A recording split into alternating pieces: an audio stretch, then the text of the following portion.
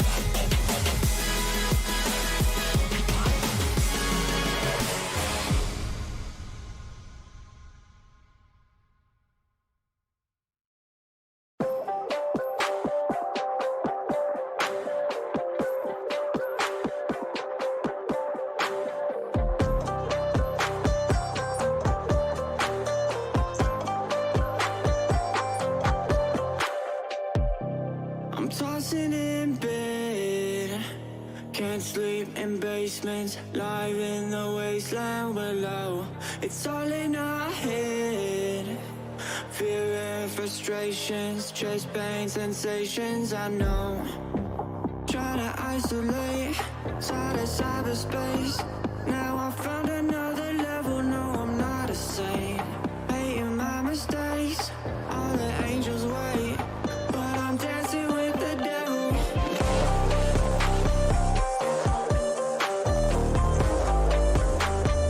Dancing with the devil.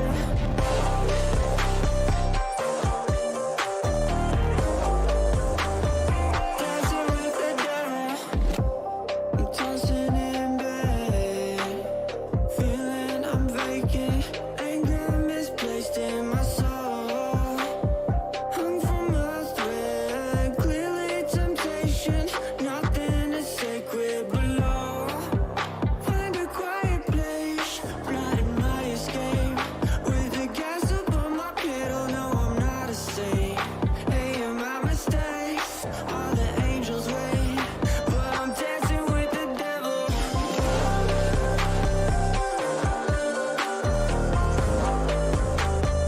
Dancing with the devil.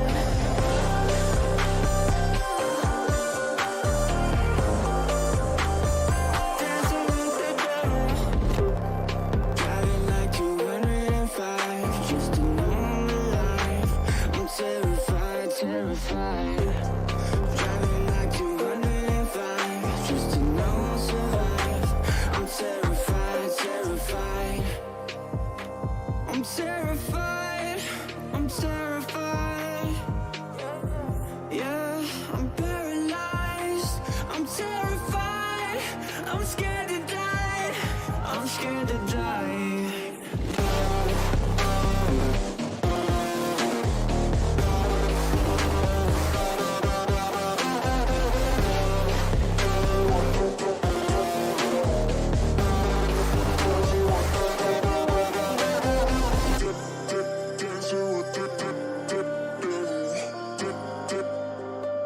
Dancing with the devil.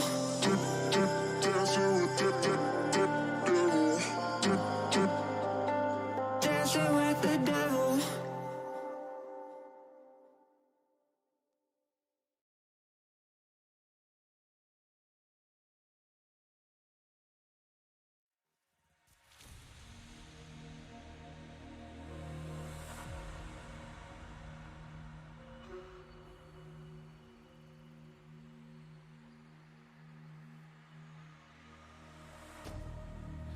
I saw you lifeless in your eyes.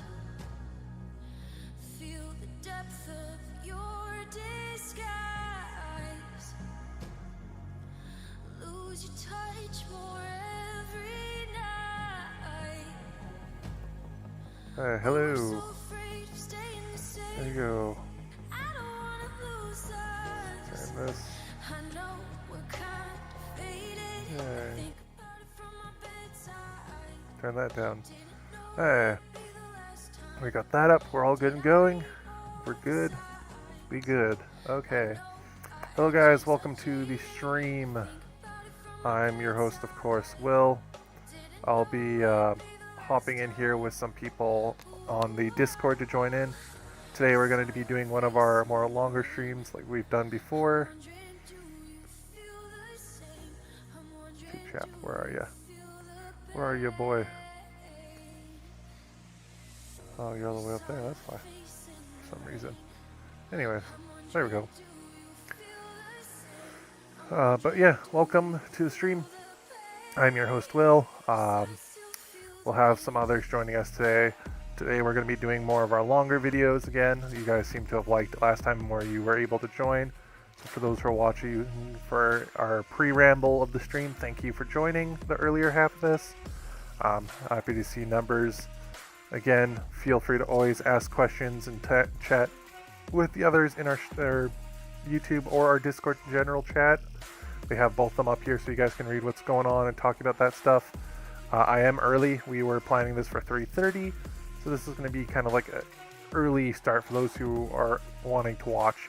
Anyways, today I'm going to be doing a few things, starting off with some personal things I'm going to talk about here. This is kind of like for you guys who are watching later on, maybe, but I am going to be stepping back a bit on the YouTube, on our YouTube page. Personally, me, this is not anywhere connected to Wizards Official. Again, this is the podcast made by the community, sponsored by Wizards, non-profit sponsored. So basically what this means is I'm going to be doing less on there, so you'll probably see less videos from me but it's not going to be gone away. We're currently working with stuff. We got new plans going. Had a chat with Mike and stuff, and we're gonna try doing something different. We have people now that are way better than me at doing promotional stuff, so I'm gonna step back, let them do it, and we'll see what will happen. Again, it's not an official statement. This is me explaining why I'm doing a thing, so I want to make that very clear. Again, that's another part of this whole new thing that I'm trying. So if you're file members, you'll still see my Wednesday updates. That will be going to a file member exclusive, so that way you guys get to see what's going to be on the shelf that morning or the night before, kind of like as I do them. I'll still be doing that. We'll still probably use the YouTube for like putting up our podcasts and cool videos, whatever the guys have planned in the future for that. So keep an eye out for that. Well, it's got a bunch of Pokemon in. There's a lot of Pokemon in the store last time I was there. The new D&D books came out, so if you love Strahd or Ravenloft, this is the new source book for it. I love that setting. So that's that. Our Warhammer paint shelf last time I was there was completely full, so we got all our paints and our best sellers back in stock, so yay. Velcor is still on back order. Ooh, sucks. I know, I really wanted him, but it is what it is. What else? If you guys got those metallic paints that me and Mitch keep talking about, we got some more in. They finally sent some in to us, so they all work. Mine and his have had no issues. Some have got a little gummy, but like just your normal, just it's normally he's gonna do that. So, but they're all usable. They're all really good. I'll be using some when I paint my Star Wars figures on some stream. So there's that. Modern Horizons 2 is coming out soon. So if you guys are interested in that, make sure to let Wizards know, either by social medias, calling, or walking in. And as a reminder for those who might not know the new scheduling due to restrictions and stuff, their hours are 11 till 6:30 on the weekdays, and weekend hours stay the same. And I guess this kind of fills into our plug. If you guys are in the Edmonton or Sherwood Park area looking for a best place for comics, Warhammer, tabletop games, Magic, card games, stuff like that, and a great community that have helpful staff, get you right into what you're looking for, and find that one-off gift that you might not 100% know what you're looking for, stop on by Wizards. The guys there are going to be great help, and they love just chatting about anything nerdy and geek related. So again, that is Wizards Comics and Collectibles, as you can see on the background of our pre-ramble page here. Both locations, Edmonton and Sherwood Park. So yeah, take that out. I guess that's all the pre-ramble I have. Glenn is getting ready for a game of Warhammer with a friend of ours. He was opening some Pokemon, I know that, so he might talk about that. But we're going to start. I'm going to build some more guys that I've been working on to start out here for the first, I'd say, hour. See where we get to. Hour and a half maybe, seeing who comes in and talks. And if you guys want to talk and not just type, if you join our Discord, you can join the 18+ chat where you can voice chat during the stream with us. We can answer questions. And so that's going to be the first half. So the first hour, 2 hours, we're going to be modeling. Second half, we're going to be playing some Gloomhaven, or Zombicide digitally or tabletop version. And our topic today is role-playing games, more importantly D&D and Pathfinder. So I'm going to talk about how to start, where to play, kind of suggestions, how it's like to play, and answer any of your guys' questions about anything. So with that, I'm going to turn on the cameras. We'll turn down the microphone here and the music, and we'll get into the chats. So we'll see you guys there.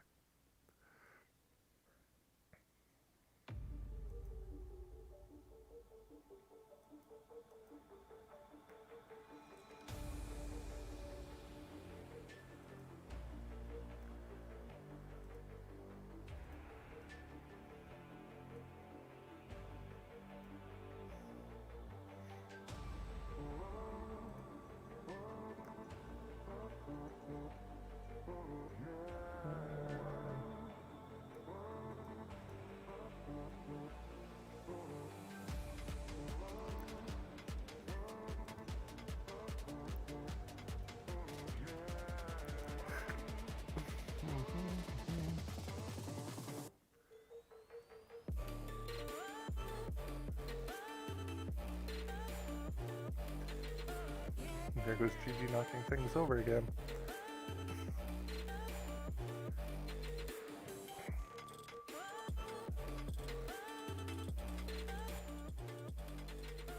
Turn on the music and hop into the chat here.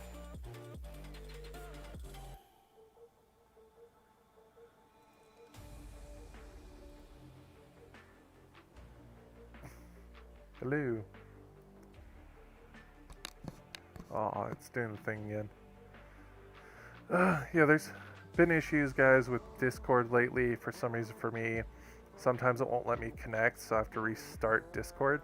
If you guys know kind of a fix for that, let me know, because I've been having issues with it.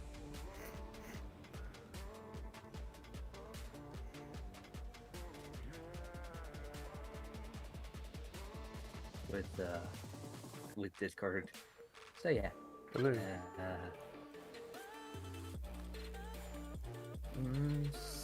Strange. It doesn't show that you are friends with him on.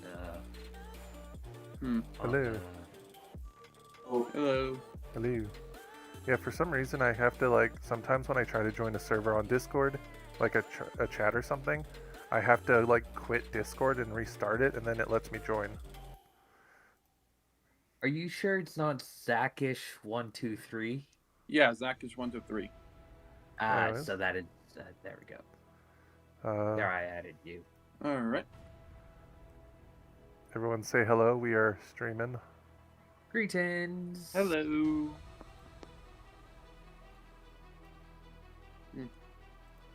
Oh, Man, my back.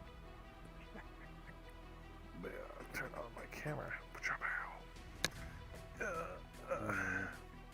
do I want to chill in today's stream or no? Nah, I think I won't. Where's the plug-in for this?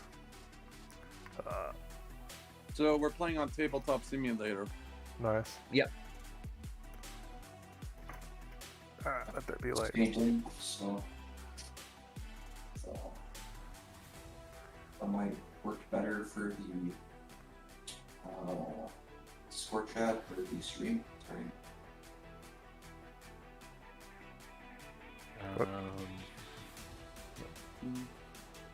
Here, let me quickly roll to see which game we're playing.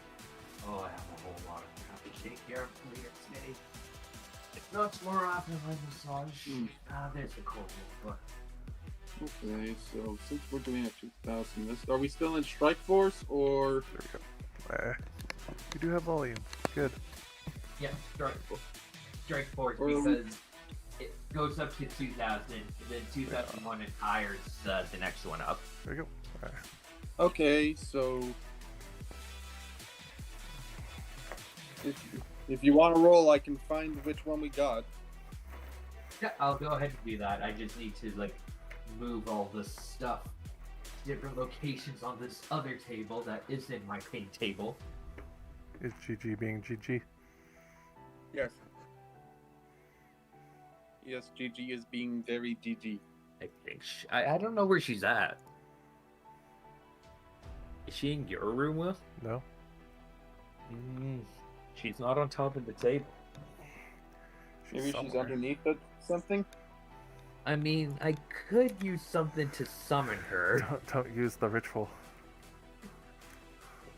I rolled a 6, so that would be vital intelligence. That's vital intelligence. The Yeah. same thing I did with Bryce last night.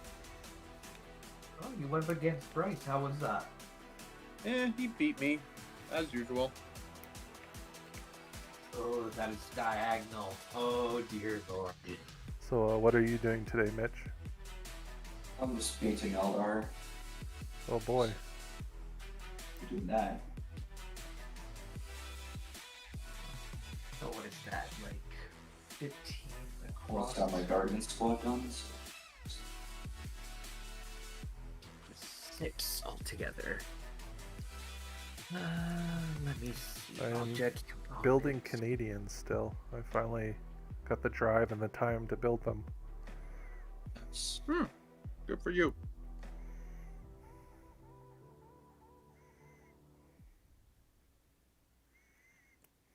I'll just use dice. Plastic dice.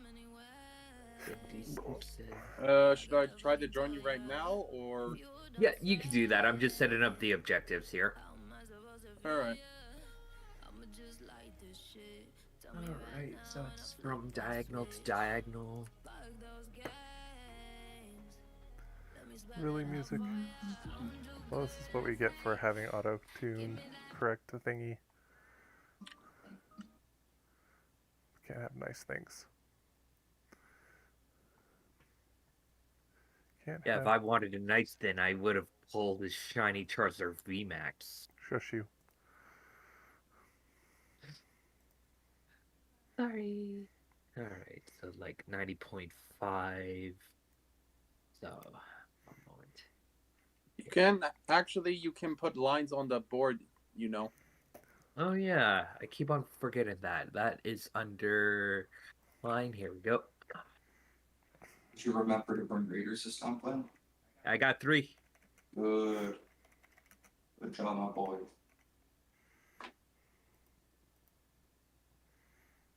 Yeah. Why is heavy here? It's part of the map. And I forget his name, but Nick Cage? The janitor from a movie that came out back in February. Yeah, I saw it. It's I the silent janitor that kicks every monster's ass. I won't say the name because I don't want us to be in What's uh-oh? Copyrights. Yeah, copyright. Because of that movie, Will, with Nick Cage being a janitor of some sort. You can say the name of stuff. You just can't use their characters and names in a product that you make money off of. Alright. I'm hoping this won't get us in pain, but Willy's Wonderland. Who's having candy? I'm digging through my bits bin. Sounds like candy. Of course it would to you. No, sounds kind of like beats to me. No, but to me, it sounds like candy. Just a beautiful sound. Glenn is the hungry man. I am always the hungry man. Alright, since you already got your models, I guess I can start putting mine down. Yeah, let me just go ahead and promote you for that. There we go. Thank you. Alright, so Yeah. 90.5, which is 91. 91 divided by 2. Are we streaming the game that these guys are running, or are we in a separate thing? I'm in a separate thing. 46. Oh.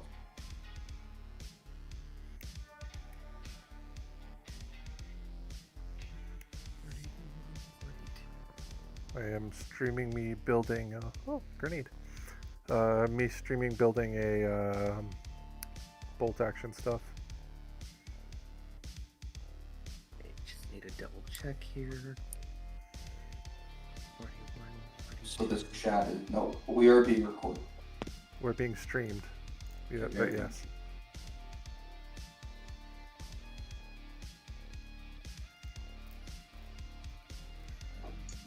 There's apparently 7 people watching. Oh shit, nice. Yeah. Oh. Maybe we should like So much go over pressure. what's going on. What?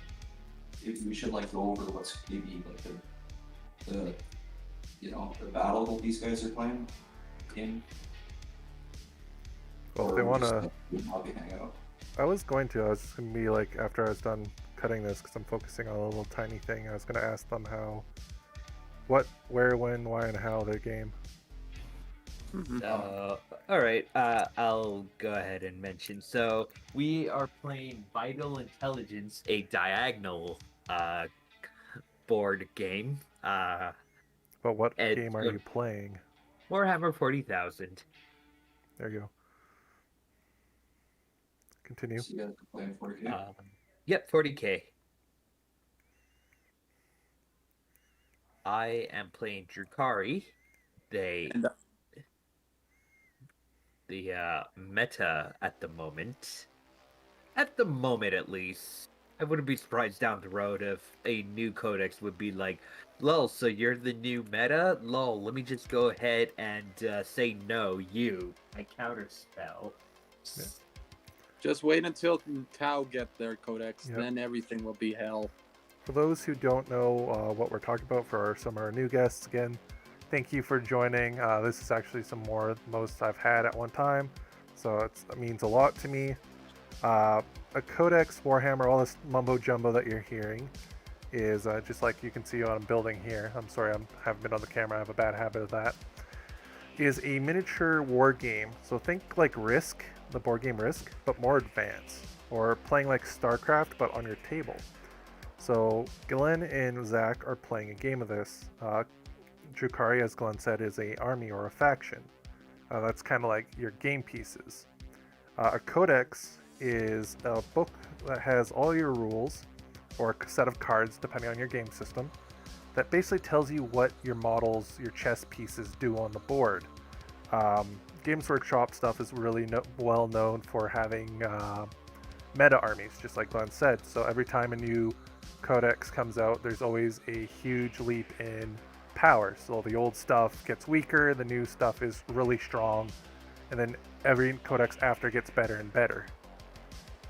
So that's kind of the rundown on what they're going to be talking about once they talk about their armies and their mission. So I will let them continue.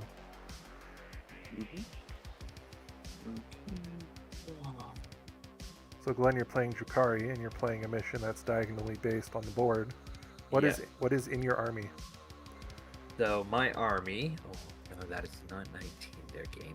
My army contains a whole lot of fast attack. My army, for those who don't know, it's based about being fast. So practically dark space pirate elves, which contains a whole lot of ships to transport your army around. And instead of using modifiers to learn what you need to wound players, we are always wounded on 4+, because we believe in poison. So here's an example. You're using your dice to determine what to hit with. So like realistically around 3s or 4s to hit. Occasionally 1s and 2s, but mainly 3s or 4s. And then, dependent on the strength of your weapon against your opponent's toughness, it'll be between 4, 5, and 6s to wound. Because the model's toughness is always equal to or higher than your weapon's strength. Drukari specific will always be 4+, regardless of the model's toughness, not including vehicles. Vehicles will always be 6+. But back to organisms, practically will always be 4+ because they're poison weapons. And I think I accidentally. Oh dear. One moment. So he's playing Space Pirates. What is in your army, Zach? Well, my army is Night Lord Chaos Space Marines, no demons, and I'm using a list that it focuses more on high power output. And this is a lower. This has not been an updated faction yet, so I'm playing with older rules. Nice. Oh, you don't have the new updated codex?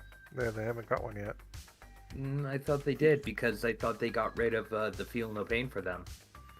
Oh, they What's got, that? No, that's for Death Guard. Oh, Death Yeah. Guard, different than Chaos Marines, right? Undivided. Yeah, no, I know. Yeah, I see now. Yeah. Chaos forgive Marines me. don't have 2 wounds yet. I thought they did in the sort of universal FAQ.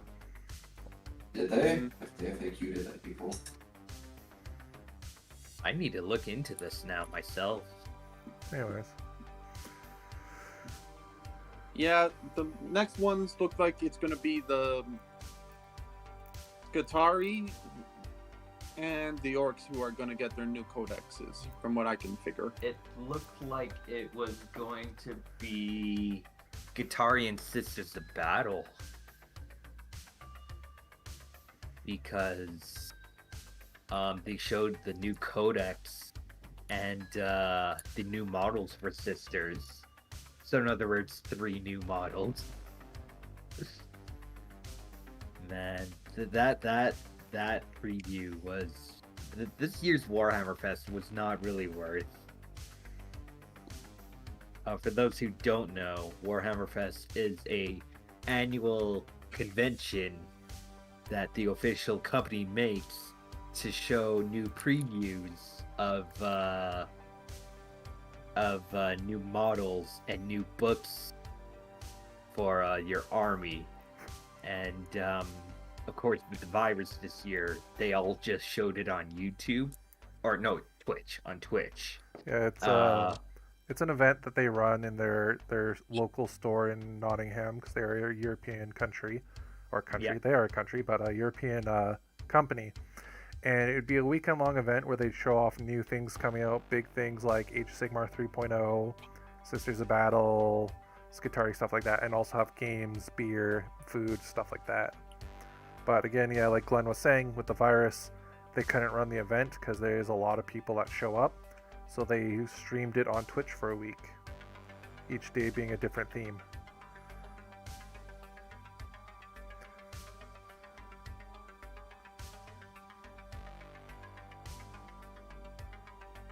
It's up times right now, but there's some cool stuff coming up the way, and Well, America's unlocking itself. Europe is starting to go into like stage 2 stuff. Ontario is like coming out of lockdowns.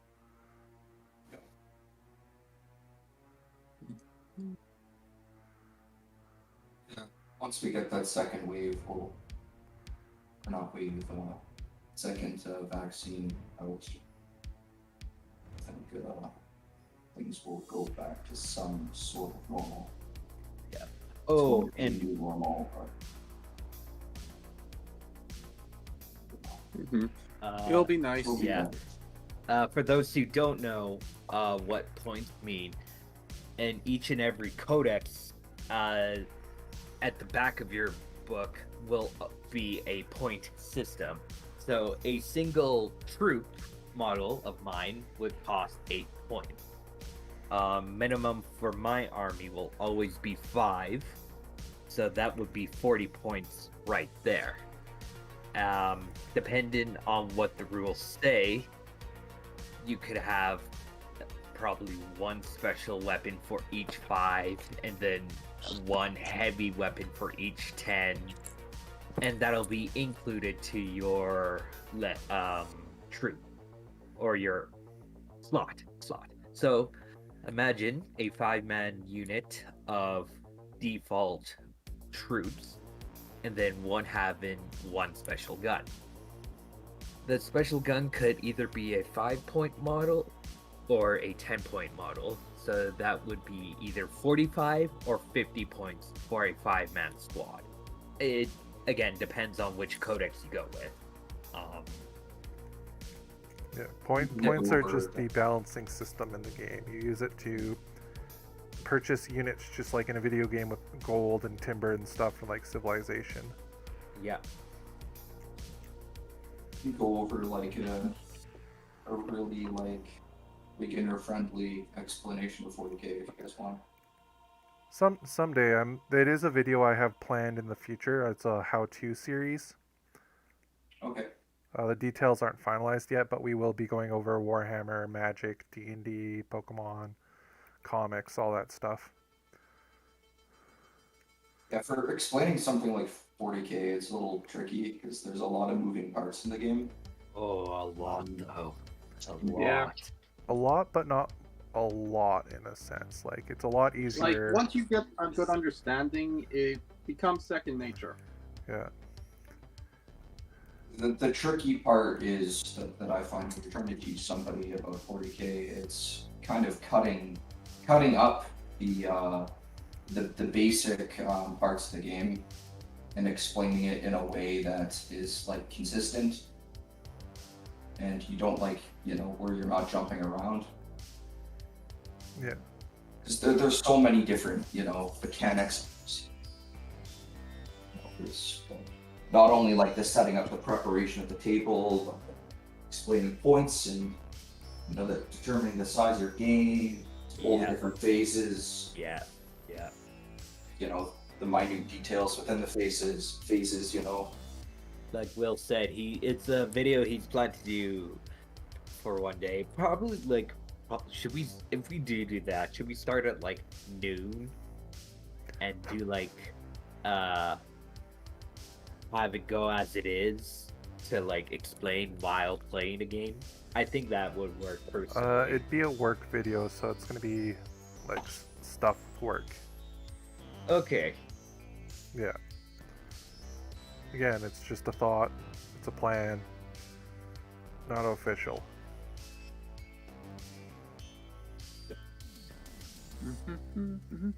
Okay, I'm all set for you.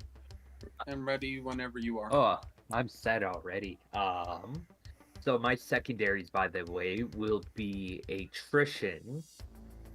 Will be Bring It Down. Oh no, wait, no, not Bring It Down. Do you have any psychers in this list? Yeah, just one though. That'll defeat the purpose of taking that secondary then. What does this give us? Anyways. Stop by to get your guys' thoughts and talks before I head into the main chatting bit of my stream. So if you want to join me, Mitch, I can drag you into the channel I'll be heading into. But good luck on your guys' game.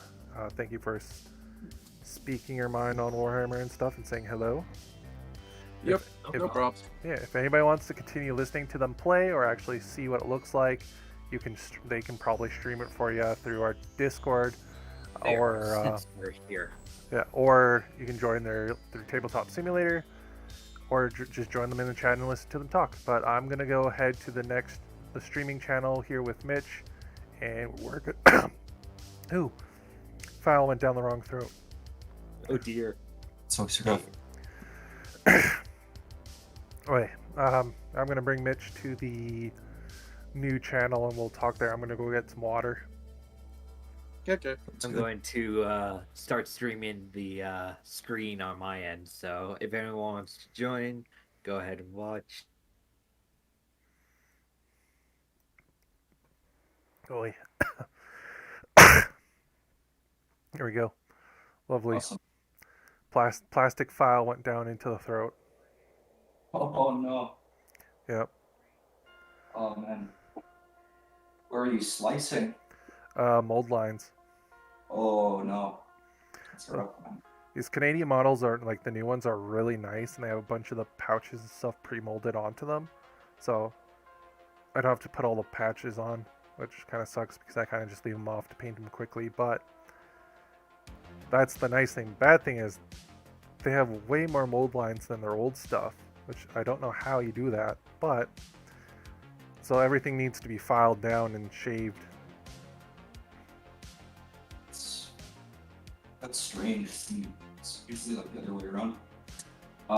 We're using a knife or like a file or I'm using a hobby knife. I do the same thing. Just like go in there with my scalpel. Yeah, if it's like small or like in between the legs or something like that, I use a scalpel. But if it's a larger flat surface or something, or like a space marine, and it's on their shoulder pad or something, then I use a file. Yeah, so yeah, I usually don't. I don't really use my mold scraper at all. But Yeah, I have a mold line remover, but I don't use. Yeah, the knife is a lot better. yeah, I feel the same way for sure. Yeah. So how have you been? I've been good. Just been keeping up with the hobby, the projects. Tortured myself, magnetizing all my little Eldar guns. So stuff. Good boy. Been So fun. have you tried the metallic paints yet? I haven't had the opportunity to prime my models that I'm planning on using them on yet, unfortunately. Because I've been doing a lot of cleanup work. Just moving mold lines like you're doing and stuff. But I'm very excited. While I got the product in, very impressed. They look like they're very high pigment. I really appreciate the ball bearings that they just give you in the set, and very economical as well.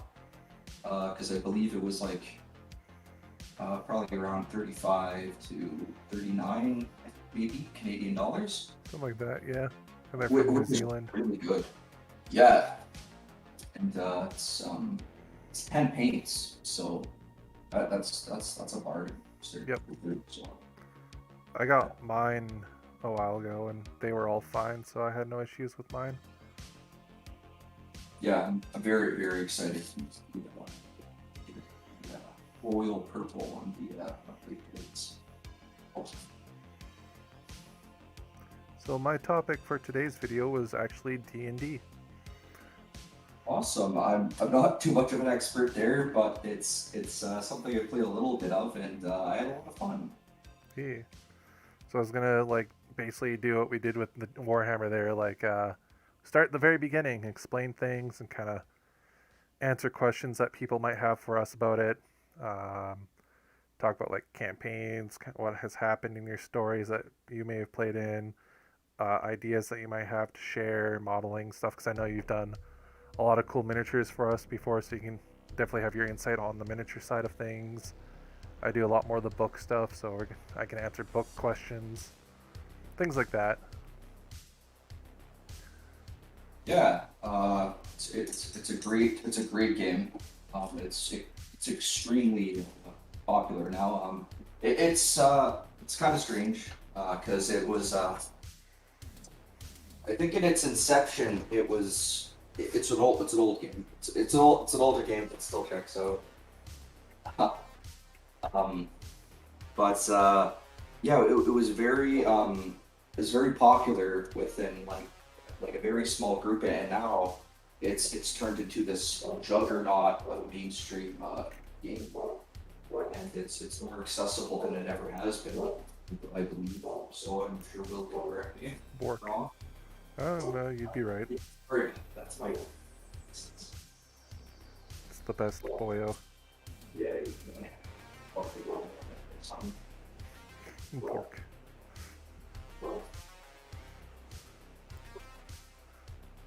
Mr. Postman is here. Bork.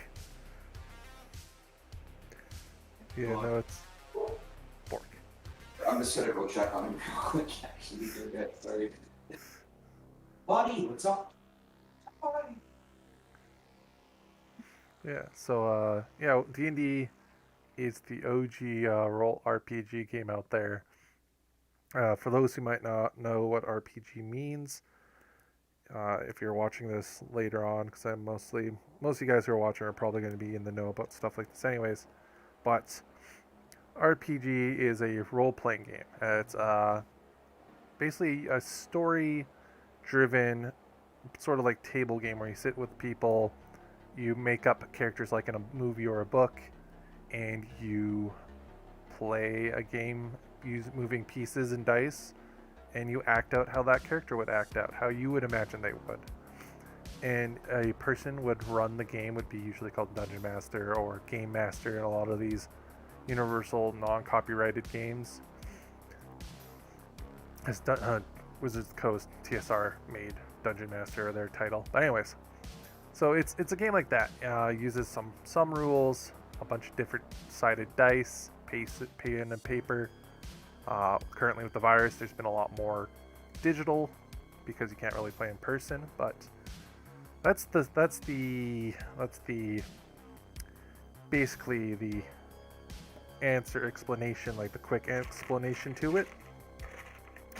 But yeah, D&D has become a powerhouse, especially with shows like Big Bang Theory and other shows like Stranger Things, bring it into popularity. And with 5th edition, it's the best time to do so. It's a really good edition. It's user friendly, while not being too watered down. It's one I'd recommend checking out if you're into RPGs. But when Mitch gets back, we can talk more about it. Sounds like he is back. To do your introduction, yeah, it's we'll cover all of that, but it's a fun role-playing game that uses dice in a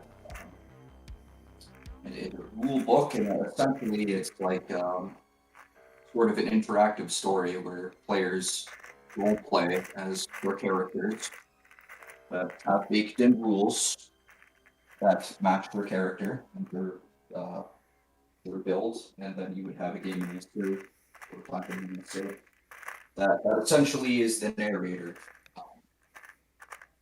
and also the in a way kind of the game engine. Yeah. So yeah, it's a very fun social game because it allows you to essentially act out these fantasies and create these characters where you can kind of put your own personality into them, or completely play someone like that isn't like anybody you could play in real life, and in a group of friends, and have these fun adventures together. Things can go. You can have very very intense moments, very funny moments, maybe some frustrating moments, and maybe some things go horribly bad moments. But it's again. Yeah. It's a great social interaction game and problem solving and stuff. Yeah. Mold lines everywhere. It's a great way to interact with a bunch of people, maybe necessarily, in some cases necessarily people you wouldn't usually interact with, and try and work together and problem solve. Yeah. Except for your elves and dwarfs and tieflings and all this stuff. Yeah. Or if you have a generous DM, maybe they'll let you make your own custom character, or maybe some things that usually are a little bit more bad that maybe they'll let you play like an undead or something. Yeah. It's the best part about a role-playing game, a tabletop one, is that because the game is ran by a person, you can do whatever you want. As to quote Pirates of the Caribbean, the rules are more of a guideline. There's I think it's a lot more what's the word? Open? Open or malleable, or it's fluid, I guess. Yeah, it's or organic. That's the word. It's a lot more organic system.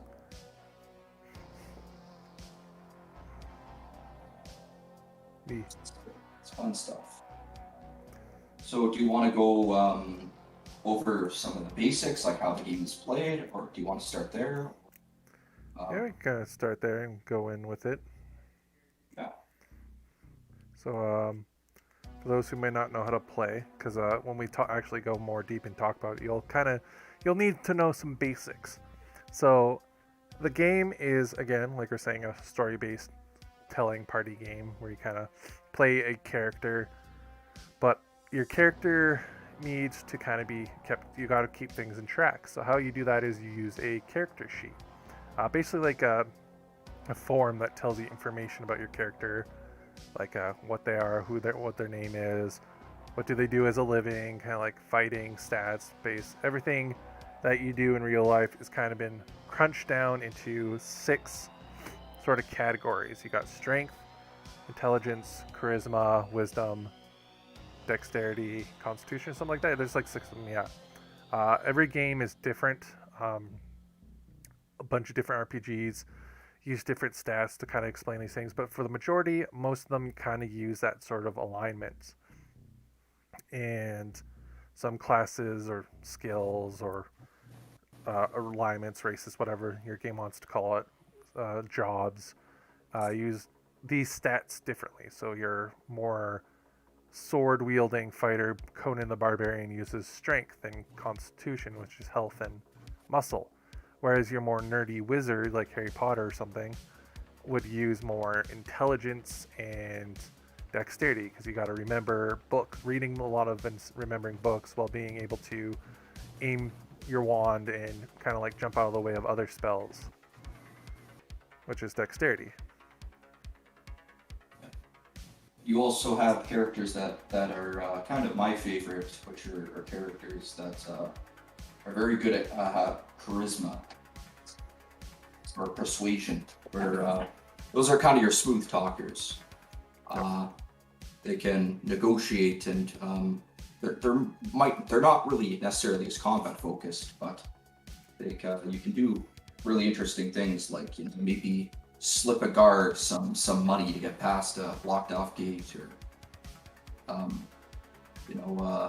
maybe trick an enemy that they have the wrong guy. These aren't the droids you're looking for. Exactly, Jedi mind tricks. Yeah.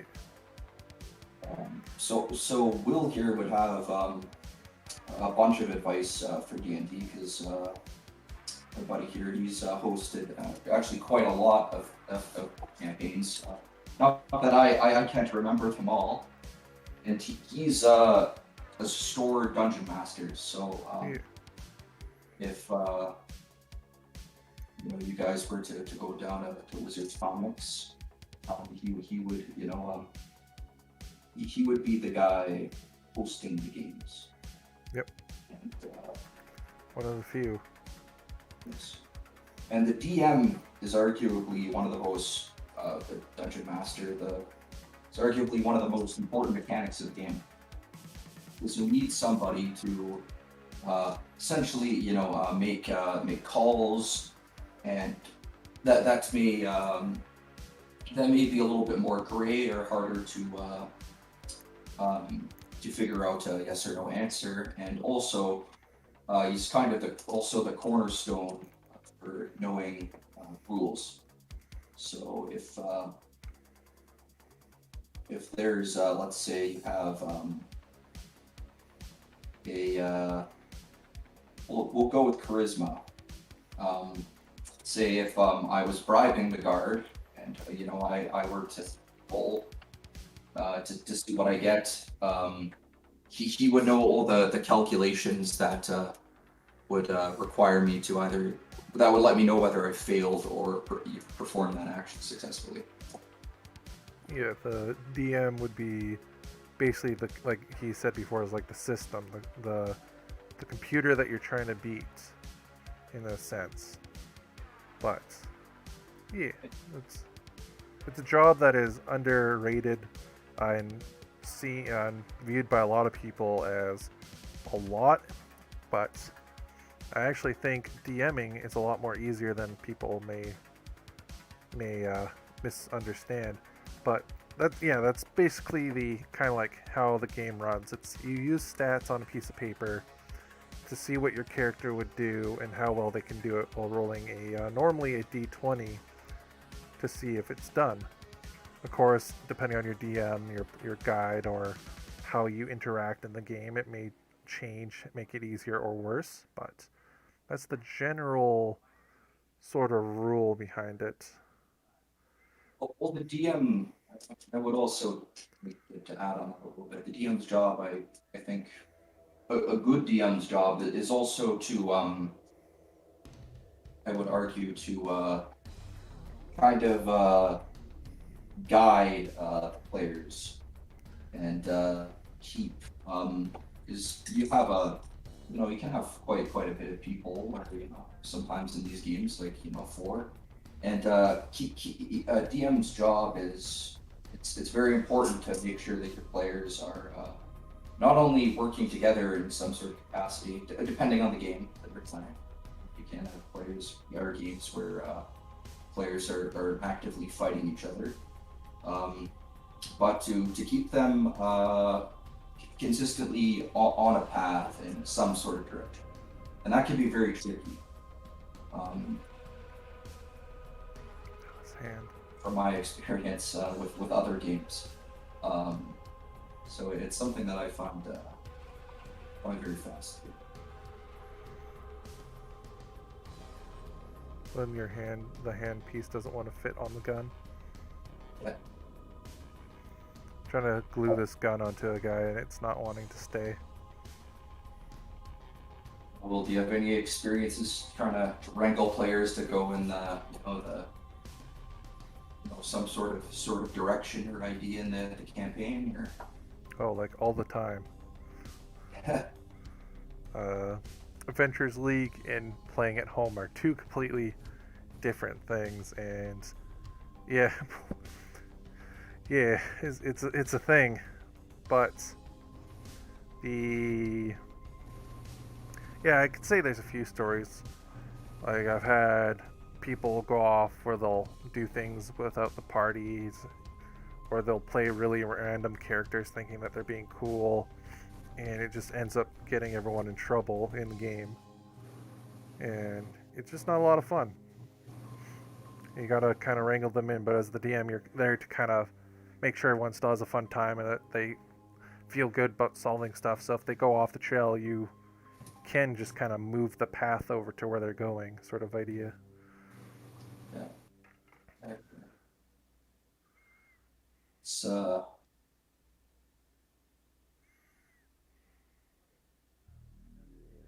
there's a lot of decision making into. Where's the? Sometimes a good DM, they want to decide whether or not what level of penalty to throw out as well. If you fail, in the game, or if even a character can die. So they run out of health points. What to do in that situation? Are they knocked out or are they dead? Those decisions all come down to the dungeon master. That is the thing. Why won't you dry? One of your plastic refuses to dry. Yeah.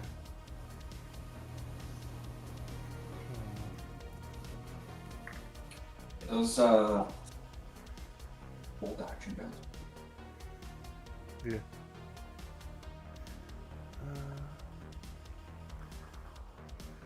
Did I drop it? I did remove it, did I? No, I didn't. Be a little quiet at the moment, so just continue. Oh, you bitch. Yep, gun fell out.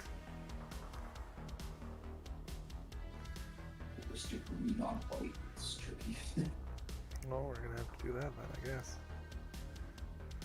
I'm gonna take this arm and cut it up. Your sacrifice will not go in vain. And we're gonna have super glue. Yeah, so that's kind of the game. As a DM, yeah, there's DM is kind of its own beast. So as we were saying, the game, again, story, character sheet, dice, roll to do actions, but unlike a video game, there's no computer, like you're not playing on it, so somebody has to be the the world, the problem maker slash storyteller, the narrator. The DM's job is kind of that, and you guide them as we are talking about with examples. But luckily, with these newer editions, newer games, being a DM is not as hard as you think. Everyone has seen the shows, the movies where you see the group sitting around a table and the guy behind the screen reading something, and it's dramatic and stuff like that. But it can be as much as you want, and each game is going to be different to who's doing what, playing and DMing and stuff. So never expect something insane. Like big ones that have helped, but also have, in my opinion, hurt the group and community of D&D, which you guys can see my view and opinions in our podcast called Pulled from the Shelf, where me and Mike and a bunch of guys who play at our D&D nights at Wizards talk about 5th edition and my views and against other games and stuff. But they have definitely changed how role-playing is viewed in the world, and better and for worse. But not everybody's game is going to be on the same level as, say, a bunch of voice actors and story writers like Critical Role is, or be as goofy as some drunk dudes that might be streaming. It's all up to you. It's in your party. And as the DM, I think the biggest struggle as a DM is not creating a world or trying to guide your players somewhere. It's making the game, the story enjoyable and safe for everybody involved. Like one game where you might have more like, say, swearing and drugs and stuff like that in it, if you're doing like more espionage-esque sort of game, might be good for one group, but if you go play with another, they might not be into it, and you'll have to tone it down or play a different sort of game. So kind of reading the group sort of idea is the best way I can explain it. Having good insight on people is the best skill you'll have as a dungeon master, in my opinion. Yeah, I totally agree, and I think that that point perfectly ties in really well with what I was saying about in controlling the flow and reading your players. I mean, I couldn't have said it better for sure. Because you're gonna have players that are I like the subject matter, is important. Like, yeah, some people aren't gonna be comfortable with maybe gratuitous violence or profanity and things like that. But you're also gonna have players that like to maybe play their characters differently, or that maybe spark conflict with other players in the party, which could lead into alignments, which we could talk about. Yeah. But you might have some characters that are I don't know, let's say, I guess the Justice League, because we're a comic book channel. So that's a good example. So, like, the Justice League, the main three, Batman, Wonder Woman, Superman, they're all superheroes, but they all have different ways of, tackling, like, justice and how they deal with criminals. From some interpretations, I'm not a little bit comic book expert, you would know this, but I know Wonder Woman's a little bit more hardcore, a little bit more like hard justice, and like who's like harsher, like measurements to reprimand criminals, where Batman is a little bit more deceiving and thinking about kind of the greater good and what's going to have the least amount of blowback, and Superman is, from what I can tell, is very heart on his chest. If he doesn't feel like it's something that's right, he won't do it, kind of thing. Yeah. So, even within those groups, they're all heroes, but they have different different outlooks. So you have a character who you capture a bad guy, and one player is like, yeah, let's kill him, and the other player's like, no, like we have to put him in and get the bounty, and or there's some other players like, oh, let's sell him off to to the highest bidder, kind of thing. So you're gonna have moments like that where players clash. Yeah. That doesn't look normal at all. Even like Lord of the Rings too, some of those things could be like, depending on like on the world building, like dwarves and like Gimli and Legolas, they really don't like each other at first, and then they create a bond because their two races aren't very fond of it. So there could be things like that. Maybe you have a half orc in the party, a human crusader, These chest pieces. conflicts of interest. It's really interesting. Good DM knows how to approach those in a manner where there's the least amount of damage done possible to the campaign. Yep.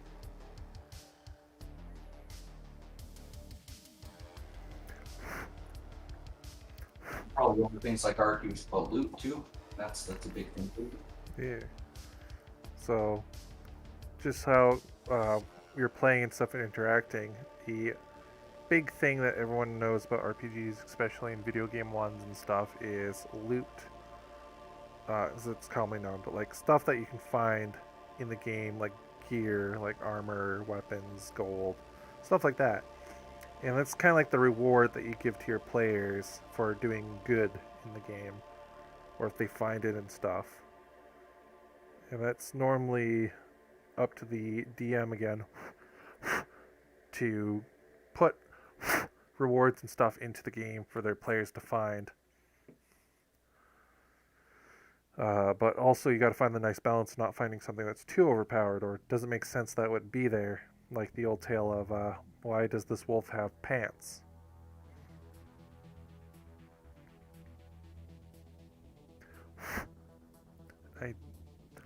Another thing I dislike about these new models, their arms have the weapons pre-molded on them, so you don't have any customization on that.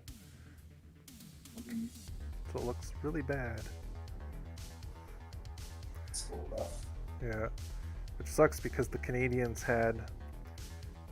There's been a bunch of because I did a lot of research for these guys, but there is Canadians did take, especially guys who were on D-Day with Americans after the first main invasion, had swapped stuff with Americans. So a lot of them had American weapons. Like a lot of higher ups, HQ guys or sergeants, especially veterans, had Thompsons and carbines from the Americans because they were a lot better than the Sten guns. Whereas the more like your NCO, like your unit leader and your newer green guys, especially later in the late war, had the coat hanger stock Sten guns and Lee Enfields and Bren guns. So I'm building a kind of like pre-Normandy army. D-Day is about to happen. They've been fighting for a while now, and they're about to push in. So the HQ guys and the sergeants have Thompsons and carbines and stuff, and this one unit will have a Bren or a BAR instead of a Bren gun, but everyone else has Lee Enfields and Bren guns. And they're all wearing the little caps, so they're actually Calgary 2nd Highlanders is what I'm building them off of. That's awesome. Yeah. Yeah, Canadians did a lot in both World War I and World War II. So. Yeah, we did a lot of shit that no one else could. Yeah, we get talked about too much by others than by ourselves. I don't want to get too much into that.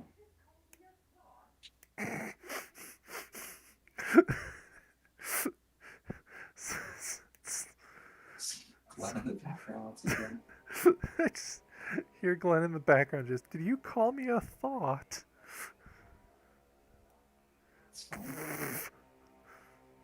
That's pretty good. It's pretty funny. It's good timing going up the boot. Yeah. You call me a thought. What I gotta say about this is something about Dungeons and Dragons, but I can't remember. if you play D&D or thought. Yeah. Oh yeah, that's what I was gonna say. The other thing is too, just like we was talking about with loot. It's like any really RPG. Like players like to play the game differently. Some players like to kind of exploit the, explore all the little nooks and crannies, and you're like play a lot of video games. You would kind of know what type of gamer you are. There's some guys that like to get all the little journals and Easter eggs and kind of explore things, take things at a slower pace, and then there's other guys who just like want to run in there and start killing things. So it's also tough to balance that too. Yeah. Having that nice balance of interaction-based scenarios and like combat and stuff, but including the characters in story is a great idea to do that. Having their like a less than a paragraph sort of intro background they can throw into the campaign is great. Having some things for certain characters, specifically for them. Great plot hooks. Basically, having your characters interact with you and tell you about your characters and building with them together, making your characters. It's a great way to get plot ideas and story hooks for when you don't know what to really do, or when you kind of like finish one thing or get lost. You can always just throw it in there. Thing about like DMing too is expect the unexpected, because Yeah, you might have an entire campaign planned out and things go south. Yeah, DMing is 20% prep, kind of knowing some rules, kind of knowing where you want to go with it. Not necessarily being a rules lawyer. You don't need to be, because the game is, again, the rules are just guidelines. You can do what you want. But the 90% to like 80% of it is going to be not knowing what your player is going to do and being able to kind of work and go with the flow in a sense. Being able to kind of guide your players around, move the stuff around kind of in a way that you don't want to railroad them, which is a term meant for kind of like forcing the thing to happen. Like no matter what they do or say or roll, they can't budge a certain NPC to do something for them, or no matter which direction they go on a path, they always just end up there. A great example of this is there's a YouTube channel called 3XP. There's a skit called, I think, the Railroading DM or something like that.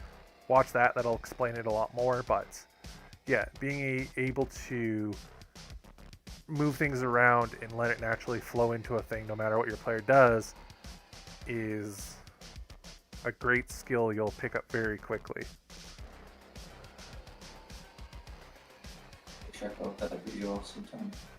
Yeah, that YouTube channel I found, it's pretty hilarious. Is that the I think you might have showed me those guys before.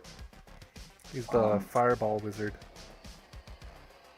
Yeah. If you link me that later, that'd be watch that together.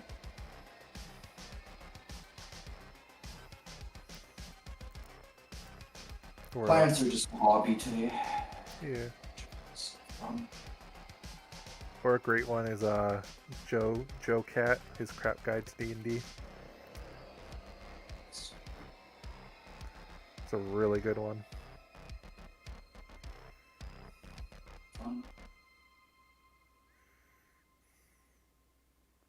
Also, many different themes of role-playing games. D&D is essentially like, I guess like mid-high fantasy. Yeah, I'd say mid-high, like high fantasy. Especially nowadays, 5th edition, it's like high fantasy. Yeah.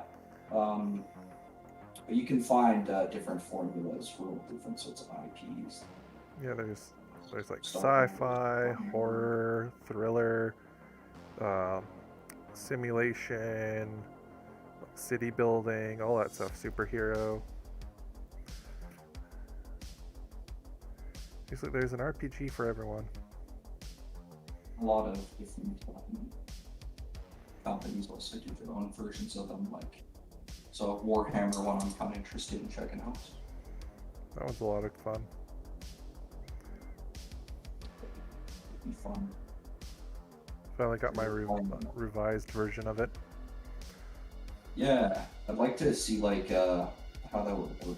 Like, it's Warhammer has lots of layers. Layers. Ogres have layers. Ogrins have layers. Guardsmen have layers. Ogrins have layers.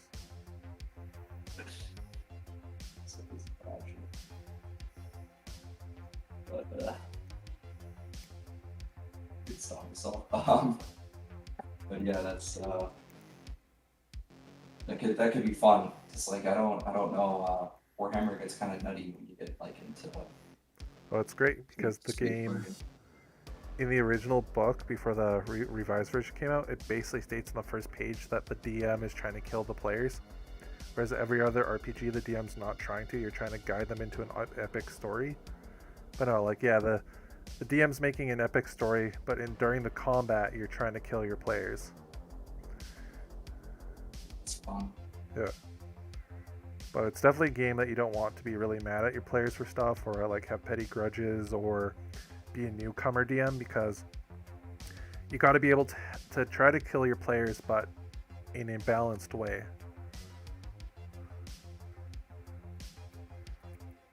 Luckily, if you kill your player, then you're forced to make a new character, right? Yeah, they make new characters and stuff, but like, it's Warhammer, so like you're playing that grimdark feel. So it's like, yeah, you're a super high level, yeah, you're a super high level Inquisitor doing something to save the world, but there's a billion of you out there trying to save their worlds. Like you're nothing. Yeah. So you can be epic intro story and then step off the Thunderhawk and just get sniped by some cultists, or you can also on the same percentage chance hop into the maw of some chaos demon and save an entire galaxy in a sacrificial sort of like kill them from the inside. That could be really fun because then you could really build up. Like you could start as like a guardsman, like a conscript, then you die and then you become like a caster. Like their next character is like an elite guy or something. And then they die and then you just kind of build up the chain with different characters that all kind of tie in together. That's neat. Yeah, and it also has a really cool mechanic that I don't see a lot of games do, but it's like a tier system. So a big problem can be, especially, and this kind of leads into the topic here, for newer players and especially new DMs, you can be a lot of fun just to go through the rule books and kind of build stuff off what you see, start high level, or take alternate rules and just kind of build something that seems strong and powerful. But the tier system in the Warhammer game actually turns that into a mechanic. So your tier is basically the level of what you should expect for your campaign, your scenario. So a high tier, so like tier 2, 3, is more like your Space Marines, and you're going like planetary now, or like system wide. Whereas your level 1 is more like you're a gang member or a guardsman in the Underhive that's going to trying to become a Space Marine recruit sort of idea, or maybe a pasture or a battle sister, something on the planet, like basically country-sized. You're not going to bump into Space Marines.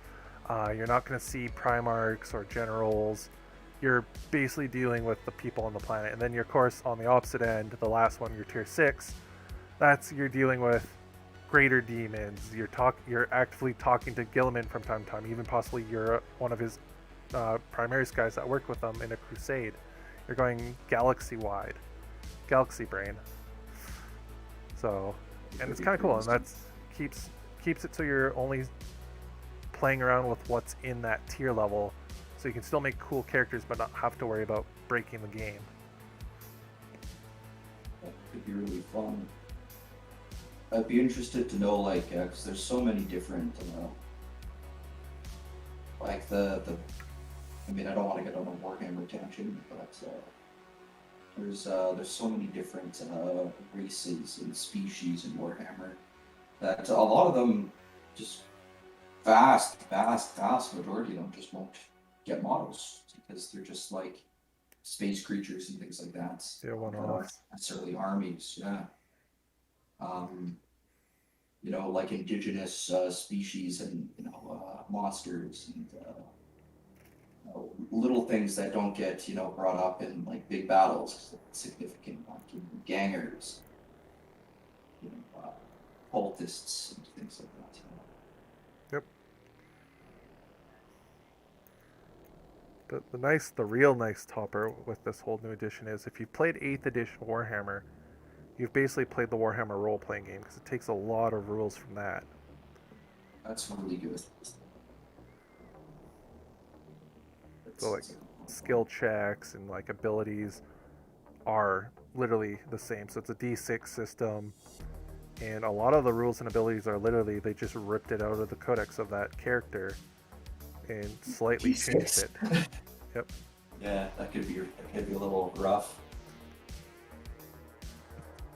So yeah, like the Primaris Marine or like Space Marines now have they know no fear, stuff like that. That's cool. Sisters of Battle and Priests have Shields of Faith.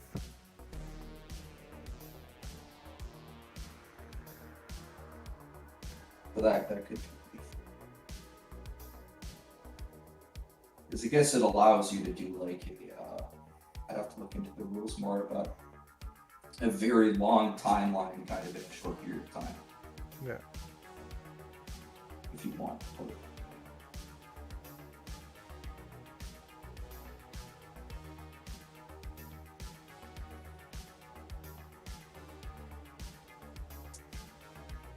It'd be interesting to see like how Xenos would work too, like for building characters, because Warhammer is kind of a game where everybody kind of hates each other, so you have like different aliens working together with humans and stuff.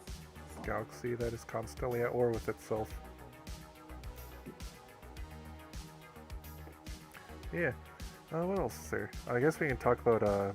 We talked about being DM. Talked about players and kind of starting. We can talk about actually playing the game / campaigns and stuff. Yeah, do that. Yeah. There's lots of stuff to talk about. D&D is a huge thing. Yeah. Campaigns and stuff. That is actually the next step in your D&D adventures, personally and in game.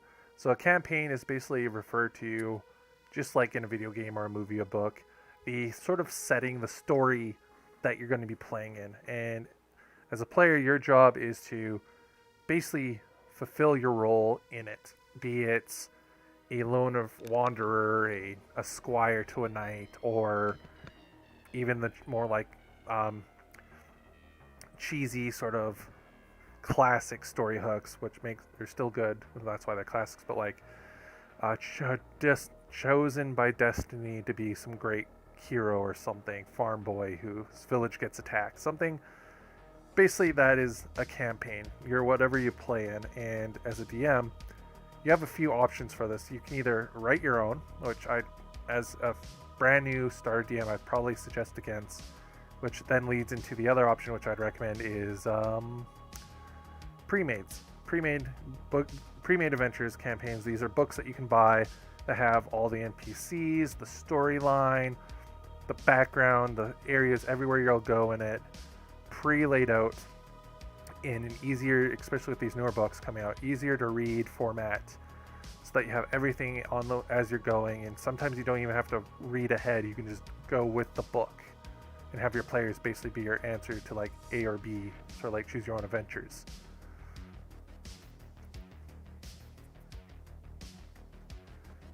It's very flexible. Like, you don't necessarily need to be an author or anything to be a DM. Yeah, just have a need to be creative and be able to create on the fly. That's all that really is required. Maybe that memorizing rules like I know it's gotten better, but that's like the one thing I struggle with is memorizing rules. I guess that's why I'm more of a hobbyist. Yeah. I'm not. My brain does not retain the information like that. I think it's really amusing when people can do it.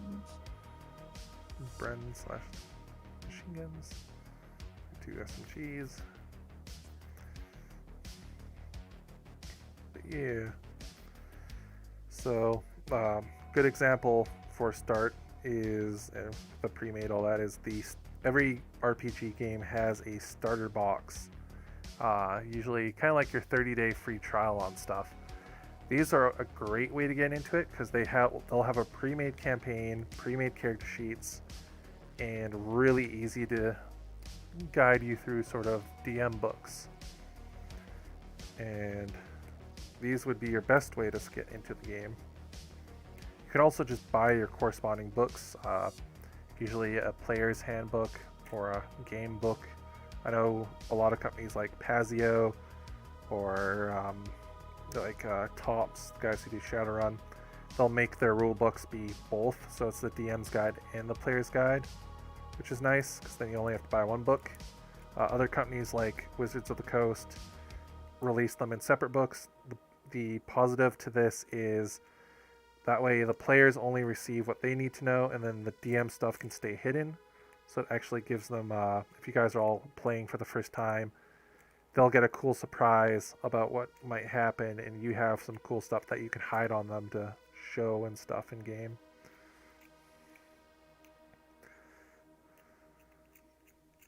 But yeah, so you can do that. I actually started by creating, using a pre-made campaign from the store and changing it into my own story based off what the players chose, and it's been a wild ride. It's been 4 years now this story has been going. That's another positive thing about D&D. It is a very long game. You can run it as long or as short as you want. Yeah. It's flexible. It's very organic. Just kind of, just kind of adapts to whatever it needs to be.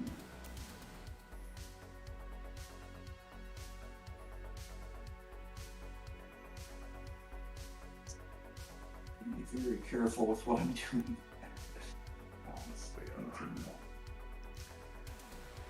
Trying to get behind that.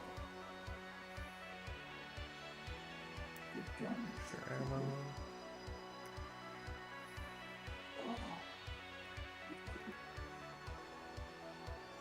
I might be a little quiet here for a second. I apologize. Guys, I'm painting, I guess, for the chat. With white armor, which, if you're painting white, you need to be very careful that you don't get your other colors onto the white. Fun times. Yeah. Will paints a lot of work too, so he feels the pain. Feel the burn.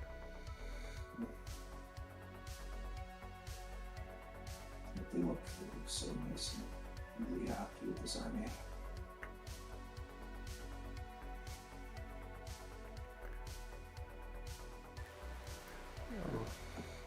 Sure, we'll talk about it when it becomes more of a thing, but there could potentially be some pretty exciting things for some painters here at Wizards. But Yeah. I teased that there was a thing in the works that may or may not be some sort of competition later on in the year about wizards and stuff. So keep an eye out for that.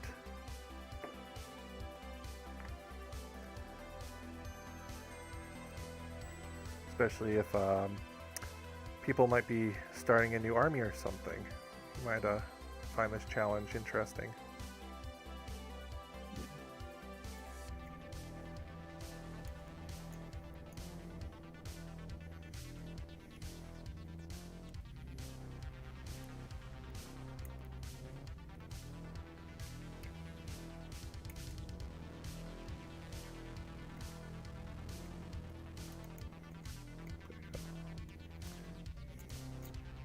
I know.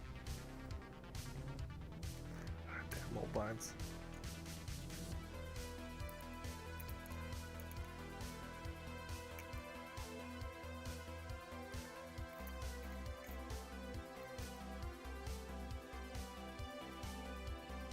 The joys of mold lines.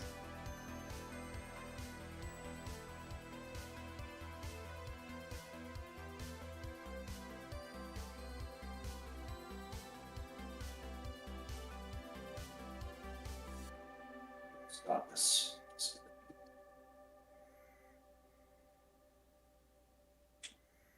But yeah. One more pair of gold. Then the gems is ready to go.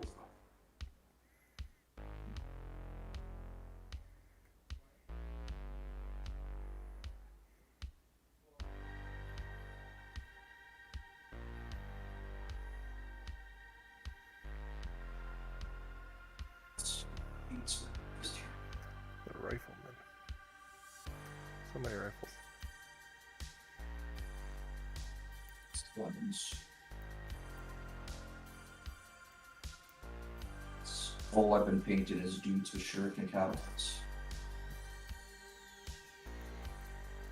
The best.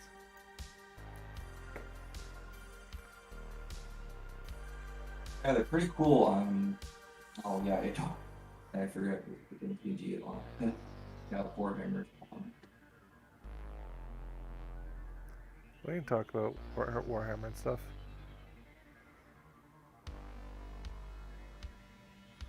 Understand it's gonna it's in the podcast, but I'm really enjoying my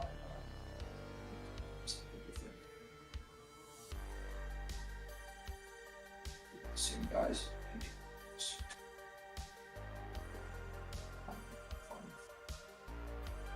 I saw that there's a new Thor movie coming out. Is it Blood and something Thunder? Like Love and Thunder? Yeah, Love and Thunder, Yeah. Yeah, I've been checking out some of the Marvel stuff. It'll be interesting to see where it goes. Hope it does okay. I've seen people are going crazy over Champions and Young Avengers because they're getting a movie. I didn't know. Don't know who the champions are.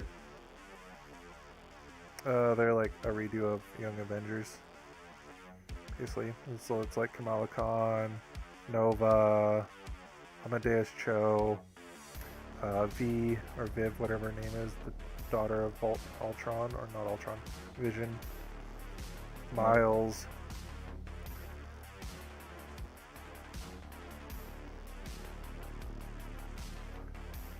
Yeah, it'll be interesting to see like they're bringing in a lot of new characters. Yeah. All the old ones are leaving. Yeah. Well, then they're doing like the multiverse thing, so it's like I don't know like how that's gonna go with Doctor Strange. Multiverse. And then they also like acquired X-Men's. Yep, they own Fox now. Yes, I don't know if they're gonna do like. I hear they're getting the guy from like Sons of Anarchy potentially to be the new Wolverine. I think could be a really good choice. I thought they had Elijah Wood was gonna, or freaking what's his name? The guy who played Harry Potter was supposed to be Wolverine. Daniel Radcliffe Yeah, as Wolverine? yeah. That has to be a meme. There's no way.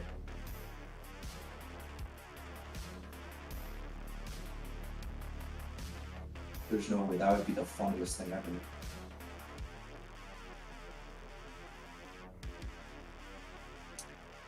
It's like Daniel Radcliffe is like, he's so dry, like sarcastic. Yep. Yeah, I don't know. We'll see. Who knows? I know people were really excited about the Schneider cut. The Schneider. Schneider. Schneider. Yeah, you yeah. You definitely know a lot about the kind of stuff.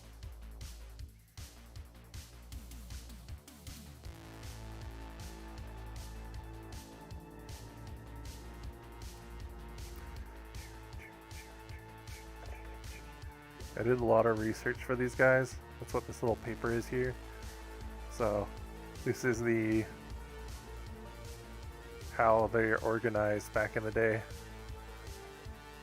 So this is the in detail in like one platoon. So basically this is this. Of course I've shrunk it because I don't have all the models in the world to make them. So one of these goes into this. So Wow. that is this column right here. It's crazy. It's like a whole. That's a company. Thing. Yeah. And this is how many they were allowed to have of each rank. So for Lance Sergeant or something like that, Corporal, Lance Corporal Sergeant, or like a Lieutenant Sergeant, forget what the L was for it. You're allowed 13. That's usually your guys who'd be with your like majors, your captains, administration staff, even potentially your leaders, which are these X's.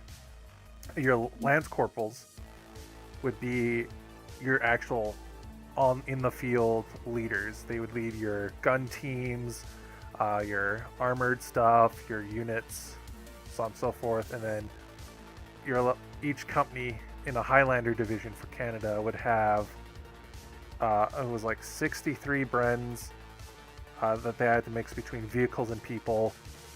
You'd have, what was that, 48, 40 of 8 of Yeah, them. hello. Hello? Okay. Hello?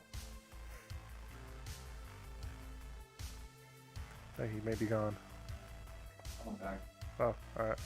What else? We had 595 rifles, 160 carbines, 8 sniper rifles, 37 officers, and 22 Piats.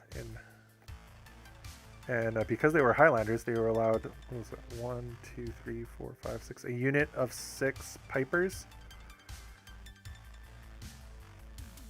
So, Wow. yeah. So that was kind of cool to do a deep dive about how these guys, because I'm trying to build these historically accurate. I built my Germans That's to be more really impressive. game-wise, but yeah. You were saying? Oh, I was just saying that's really impressive. Like getting all that, that research. The guys at Osprey / Warlord are really good. I know they were pretty good with their history and like finding stuff and like hearing stories from people, because a lot of their rules may not be historically accurate, but they're like tales from people that were there. And so I wanted to double check to make sure it was correct, especially since I'm trying to base this off my grandpa's. Both of them were in the same unit, not the Calgary one, but the overall branch was called Blackwatch. It was the second division's second expeditionary force sort of division of Canada. It was a sort of reserves in a sense. And then once Normandy happened and the fighting got really, and before Normandy, when the fighting was getting really strong, it got converted into active duty. Can you not yell, please? I'm in a thing. So yeah, No. that's what I'm basing them off of. But yeah, the book was actually pretty good for history. So if you guys want to kind of learn some history and like check out Bolt Action, their books are really good. That's really cool, man.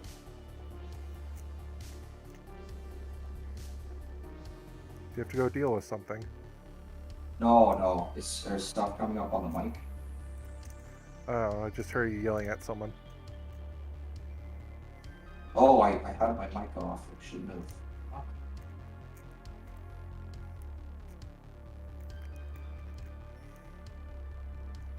Like I heard you say stop yelling and then it went quiet.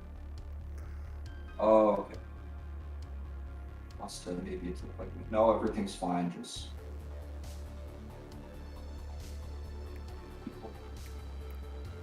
Understandable. What else can we talk about D&D? I guess we can talk about miniatures and stuff now. Since we know, we've talked about campaigns, and there's many ones that are pre-made in your own that you can create with the Monster Manual and other source books, like you make horror, adventure, space, all that stuff. You can copy movies and popular TV to start, or kind of just make a plot and kind of go off the cuffs and see where your players bring it in and just make the story up as you go. But a huge thing a lot of people think you need, and it is definitely personal choice, especially with these newer systems. They're kind of going back to tradition, where you think you might need a bunch of miniatures and dice and all this stuff, but sometimes you don't. But when you do want to use miniatures, they are fun and their own unique thing. yeah, you can use a lot of pen and paper if you really want to. Yeah. Which is, the most economical, and is can be very immersive in its own. Yeah, there's it's kind of one of those hobbies where you can have the luxury of kind of picking and choosing how much money you really want to spend on it for the, to get the whatever experience you're looking for, really.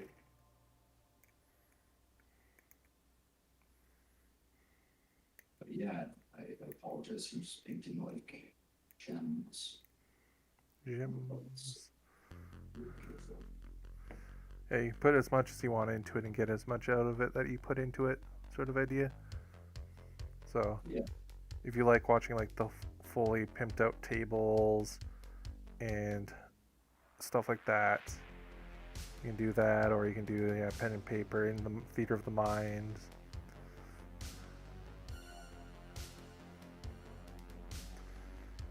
yeah, oh man, I do know a lot of people like the miniatures because you kind of see where you are in a fight, like positioning stuff. I find I kind of do a mixture of both. I have a map that you can draw on and erase all the time so you don't waste paper and stuff. And I usually just use simple markers as like, here you are. So it's like a mix of, you still gotta imagine everything and like kind of say, hey, I want to run behind that pillar, and then you kind of just mark the spot.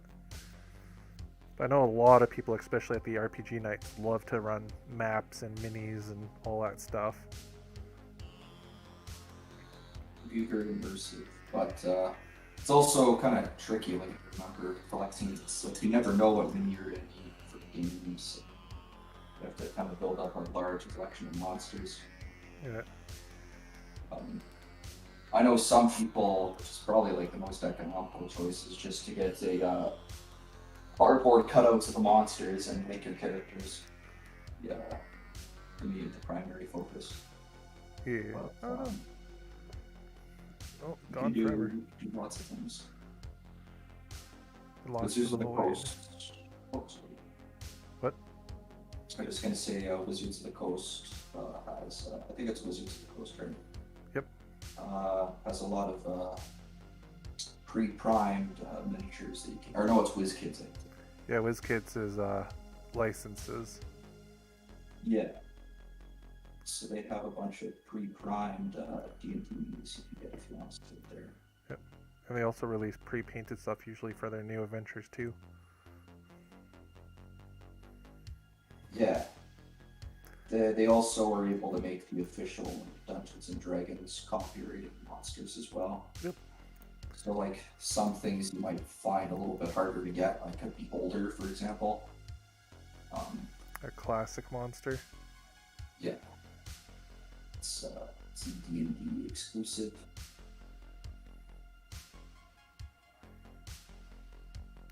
Giant Medusa meatball is basically what they are. Yeah. Crazy Mike Wazowski looking guys. Mike Wazowski.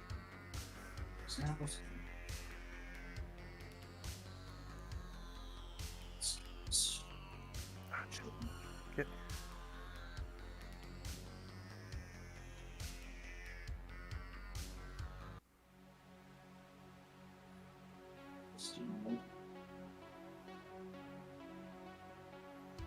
How do I want to stick you?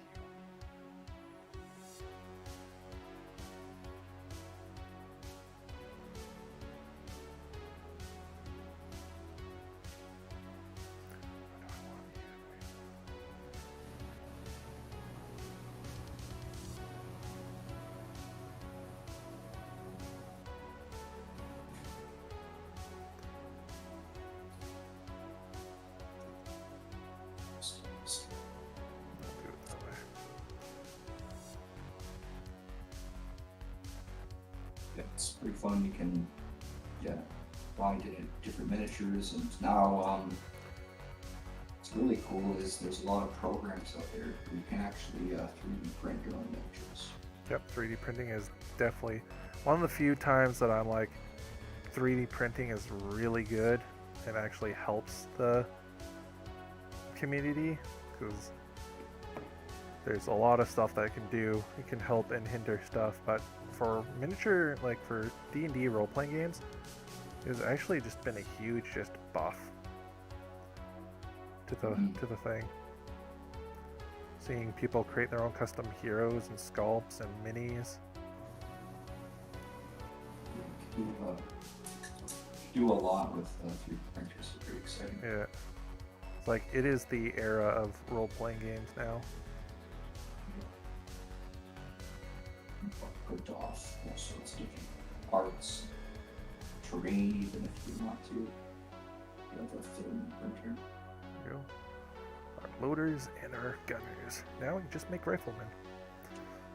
All the rifles.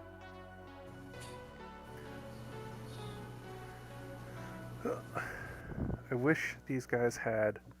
So yeah, so far my only complaint with these dudes is the mold lines are insane, and I wish they had more open hands, and like, yeah, more open hands, like not pre-mold, like having some pre-molded rifles, especially ones that are like two arms holding a gun, kind of like this boyo right here is pretty good, because I remember building especially Grey Knights back in the day. You'd have to like, their arms would be like three separate pieces of the Thunder Hammer, and having to hold those like together with like your fingers gripping a controller was the worst thing ever. But Yeah. for customization, having guys like holding bags if you want to make them into mix, because a lot of these, the cool thing about Warlord, and this is why I really push, and it was cool, Battlefront miniatures, the guys who do Flames of War, Gale Force 9 stuff, actually called our store and asked if we wanted to partner with them, like if we'd be interested, and like being a seller, because I guess they split from their old guys / they're pushing into Canada. So that was kind of a cool encounter I had. But Awesome. yeah, the guys at Warlord are pretty cool. Like, if all you guys, especially some of you old guys out there who used to maybe sell and worked in Games Workshop stuff, they're like original classic Games Workshop when they were for the player and for the company, while still making some of the cool stuff that they can and being a business. So they make their entire army is this box of troops, and it's like $60 gets you 30 dudes, and you can build. You're supposed to build everything in. So it's like if your tactical marine box had 30 dudes in it, 20 dudes in it, and it had all the parts to make your stern guard guys, your heavy weapon, your devastators, your scouts, stuff like that, all in one box for 66 Canadian. It's amazing. Again, it's a lot more easier to do in this example because uniform, helmets and stuff didn't change as much depending on what you were supposed to do in your army, but it's just nice to being able to be like, I want to play a new army, get the new troop box, that's your faction. And then a lot of these vehicles transfer over because a lot of allies and in the war shared technology, so it's very cheap and effective. It seems like that's a pretty good Yeah. bargain. Then B. I just finished the other film. But yeah, again, you can take this stuff and use it in games. Like if you're playing Call of Cthulhu, you can take one of these army guys to be your HQ, your model in the game. Like you can play a guy who is a war survivor and he's running around. And that's kind of like your marshals dude, your fighter in the game. It's Call of Cthulhu like a Lovecraftian. Yeah, it's Lovecraft D&D. So it's like cool. a psychological thriller. That sounds like a deeper one.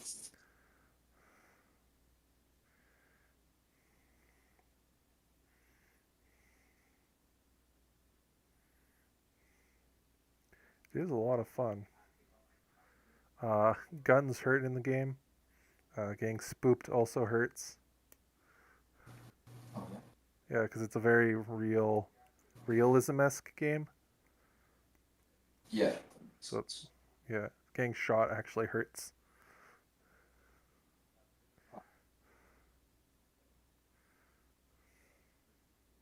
There's so many different games of this. So. Yeah. Our Soup Bowl helmets.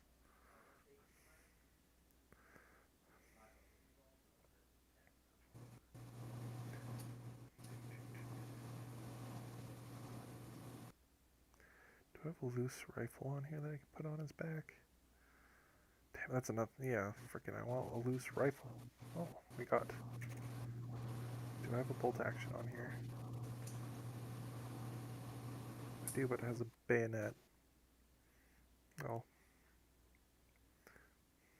Boop. Okay, American. Take your bayonet off my gun. But yeah. Love the American stuff. Find balance of customization while looking good. That could be kind of tricky to achieve sometimes. Yeah. But yeah, that's. What else can we talk about for like stuff for D&D? We like miniatures. Like you can always like, there's people that like their stuff. There's like 3D print. You can paint all that stuff. You move around on the grid usually. I think we've covered basically all the more mechanical parts of it without going too deep into like how each rule and making a character. Like we could someday make a character with people, but I think the other thing we got to look at is the last thing, and that's the hardest part of the thing. Getting a group and finding a group that's good for you and playing with them, figuring out times and stuff. That's a huge thing. There's a reason why those memes exist about people booking times. Yeah, trying to orchestrate these things can be very difficult, but yeah, I find that setting something in stone usually is kind of the way to go. I find. Yeah. Is once you start kind of getting like kind of wishy-washy, you have more players that'll be like, "Oh no, I'll come next time. Oh, I'll come next time," right? Yeah. So it's good to have like a strict date to have everybody on the same page. Yeah, that way they can change like work schedules or like you can generally ask everyone when is a good time, so like majority rules sort of idea. Great one I do is, and this is like a good example why Adventures League is good for people who's looking to start and like either play or DM, is it's a set date that is like never changes.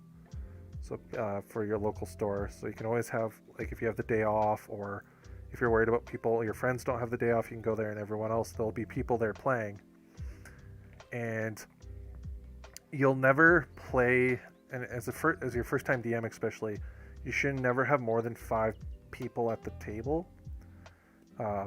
5 players is a little bit over, but is doable depending on how well. And this again, finding the right people to play with, because if you have just straight up randos, you don't know how they're going to click with you, if they're going to get like angry and impatient, and then they might not have a good time and then leave, and then that might discourage you because they don't come back, but at no fault of your own.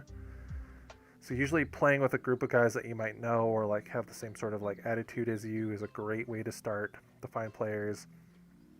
And having that open, everyone can come in, lets you always have constant people to play with.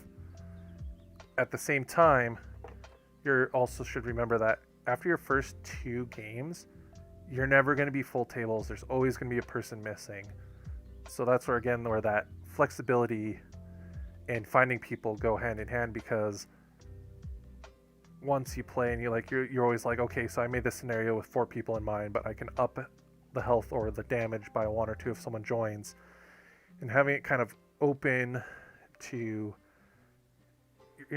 openness to your stories, that way you're not like, oh well, the player I need to be here tonight because they have the MacGuffin is gone for 3 weeks. That way you kind of be like, no, it was actually in this person's pocket all along, they slipped it into their bag before they left for a personal journey, stuff like that. So always yeah, don't have to worry about timing, but yeah, definitely having a schedule. I think like Mitch was saying, having a predetermined day will help a lot of people make sure they get there.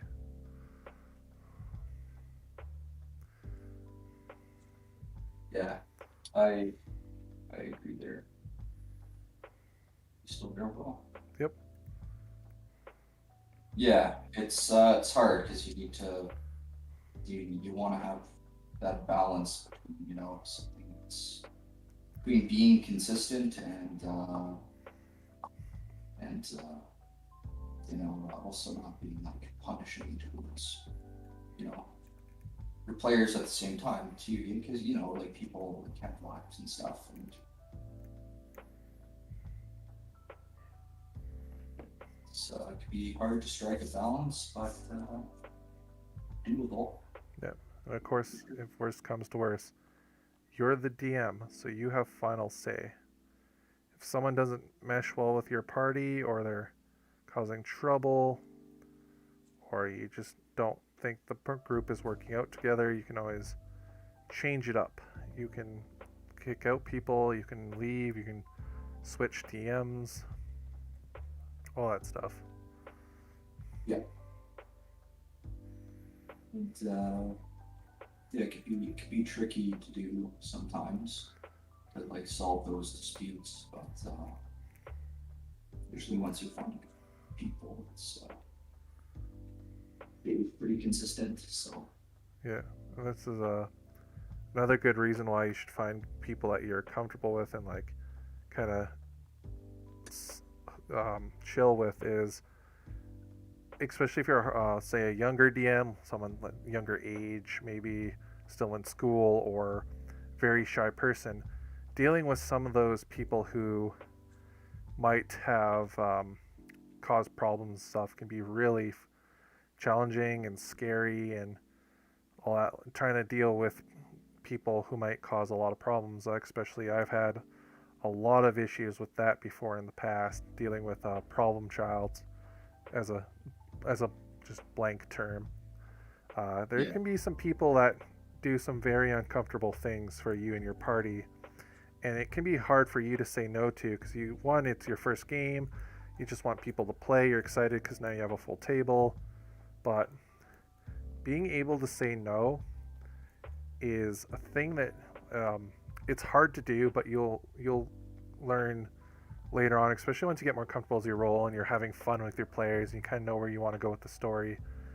But another reason why a great one might be to join the Adventures League in your local area is all of them have a sort of like, or they're supposed to have like a head DM, like an organizer. And if you're uncomfortable with a player, don't feel bad if you have to pause the game, walk over to them, and talk to them, because they'll definitely help.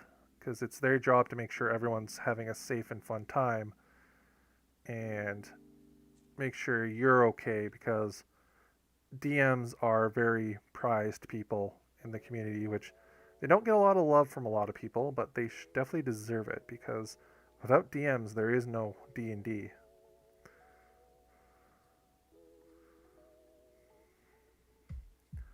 Spirit. Saw a game where you can get like your character. It's like up to you, so like, some of the reactions can be a little bit over the top when decisions are made, but usually it's fairly drama free from what I've seen. They ran into it a few times. Yeah.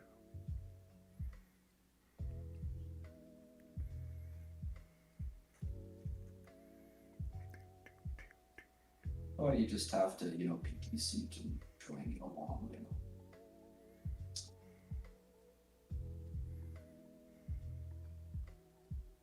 Oh, okay.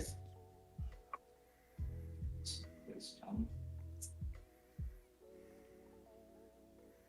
You break. 3, 4, 5, 6, 7, 8, 9, 3 more dudes.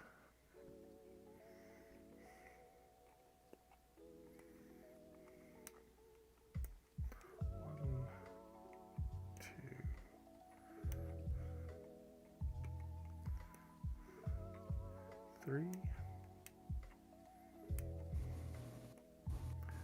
3.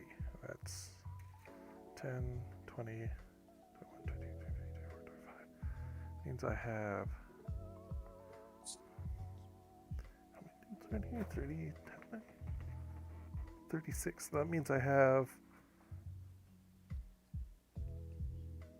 like 14, 15 dudes left I can build, so I can make another 10-man and then a 5-man. That's pretty good.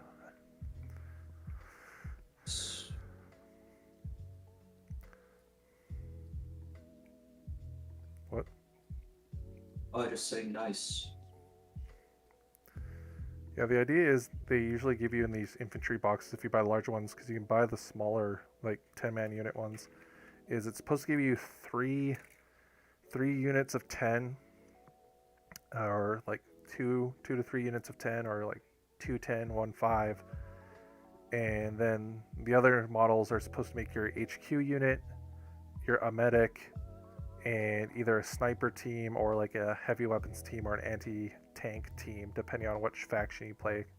Like the Russians give you the anti-tank teams.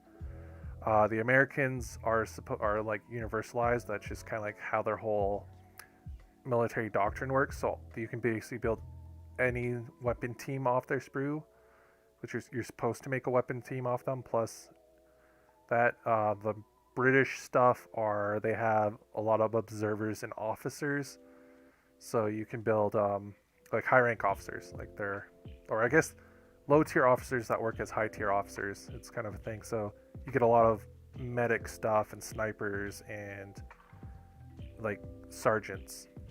And then your German stuff is very veteran, very definitely HQ heavy. So they give you a lot of specialty weapons and customizable arms, and you're supposed to make your like specialty units. So you make 2 normal basic rifle Wehrmacht, Warmark, whatever you say the word is, I can't say it. And then the other 10-man unit is supposed to be like your Fallschirmjäger, your SS and stuff. Then you make your high-end large unit of HQ dudes. So each army is a little bit different in the box. It's usually about that 35, 36, possibly even 32 sort of dudes you get per box, and that is an entire army. That's pretty. It's pretty cool.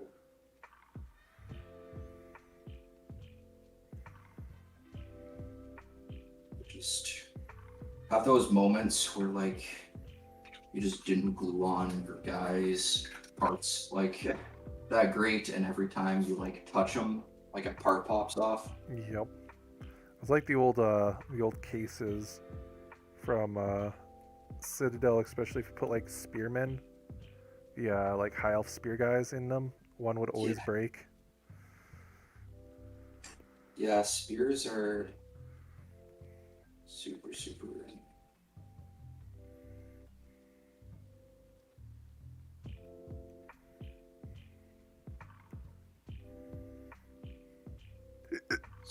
This guy is just like falling apart as I'm trying to put it back together. Got a pickaxe. Nice. We'll give him a pickaxe. Why? Because why not?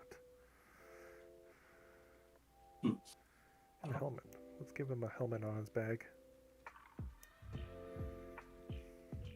Paint the heavy weapon crew. So like so is it like the Eldar box that came with the shuriken cannon on it, like the floating weapon team?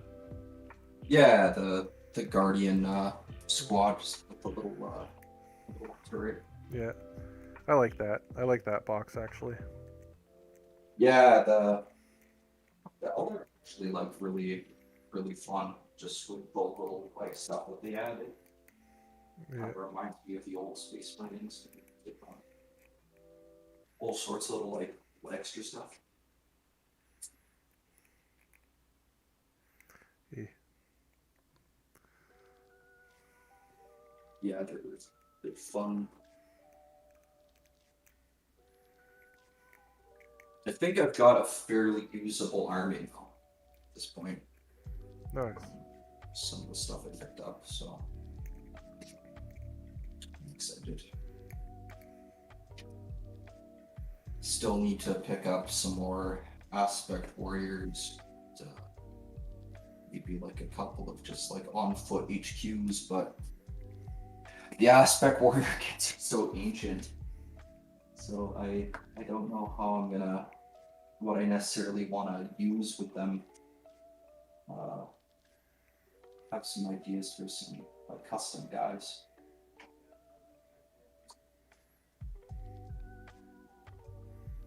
Oh, there goes Glenn. Hmm? I'm just mumbling to myself. Oh, some for Glenn. Yeah. Must not be going into his favor because he's asking about FAQs. Oh. Yeah, you should have the upper hand in that game. We'll see. Because he's fighting Night Lords, right? I guess Yeah. they didn't go over the lists. It'd be kind of nice to know what they have. Yeah, they kind of talked more about the rules and how to play the game than actually what I asked, but oh well. It's always good to know what they're talking about, because if they tell you the list and you have no idea what the hell they're going on about, then what's the point? Yeah, I felt like the same thing when you're talking.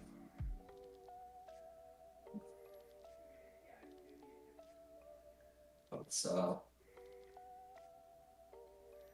I guess all I know from that game is Night Lords. Well, I guess we're not talking to the audience right now.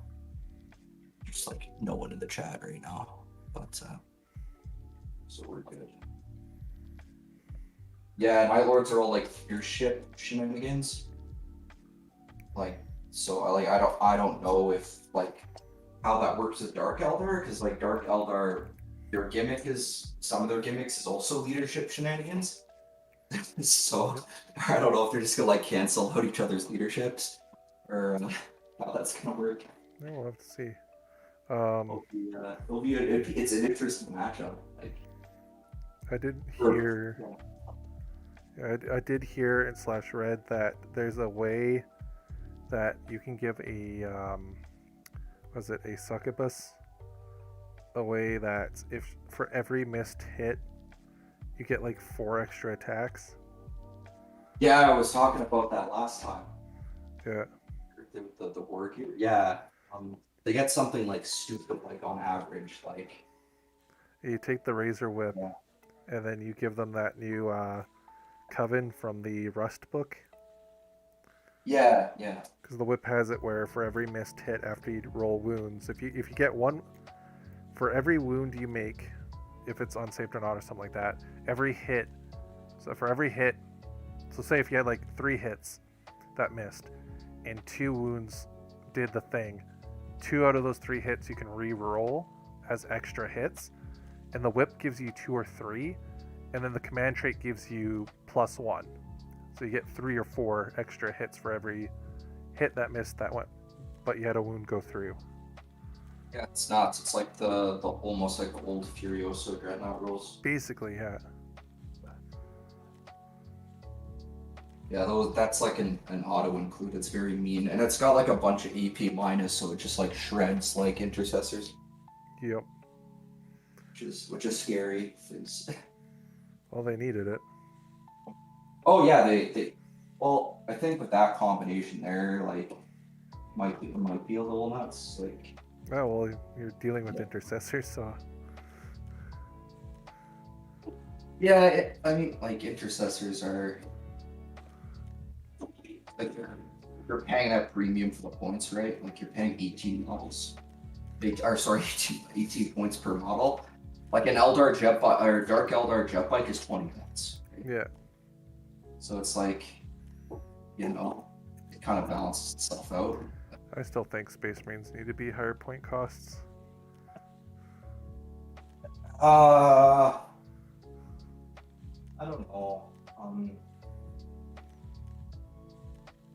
Like, I get how it can like feel when you're like fighting a Space Marine army, like especially Death Guard, because it just feels like you're getting nowhere. Because it's like, oh, I'm toughness 5. Oh, I have 2 wounds. Oh, I have the plague surgeon, so I gotta feel no pain. I totally get that. But like, it's kind of hard. Like it's getting better because they've fixed like flamers and like anti-tank weapons. Yes. So like, it like power armor doesn't feel like as stupid. It's why I was trying to tell like Glenn about the Raiders, because they just have like a dark lens built in, right? So it's Yeah. like, Yeah, because like, and, like, freaking Melta's got like double the damage or something like that now. yeah, like they're insane. Like power, you can deal with power armor like pretty well. Yeah.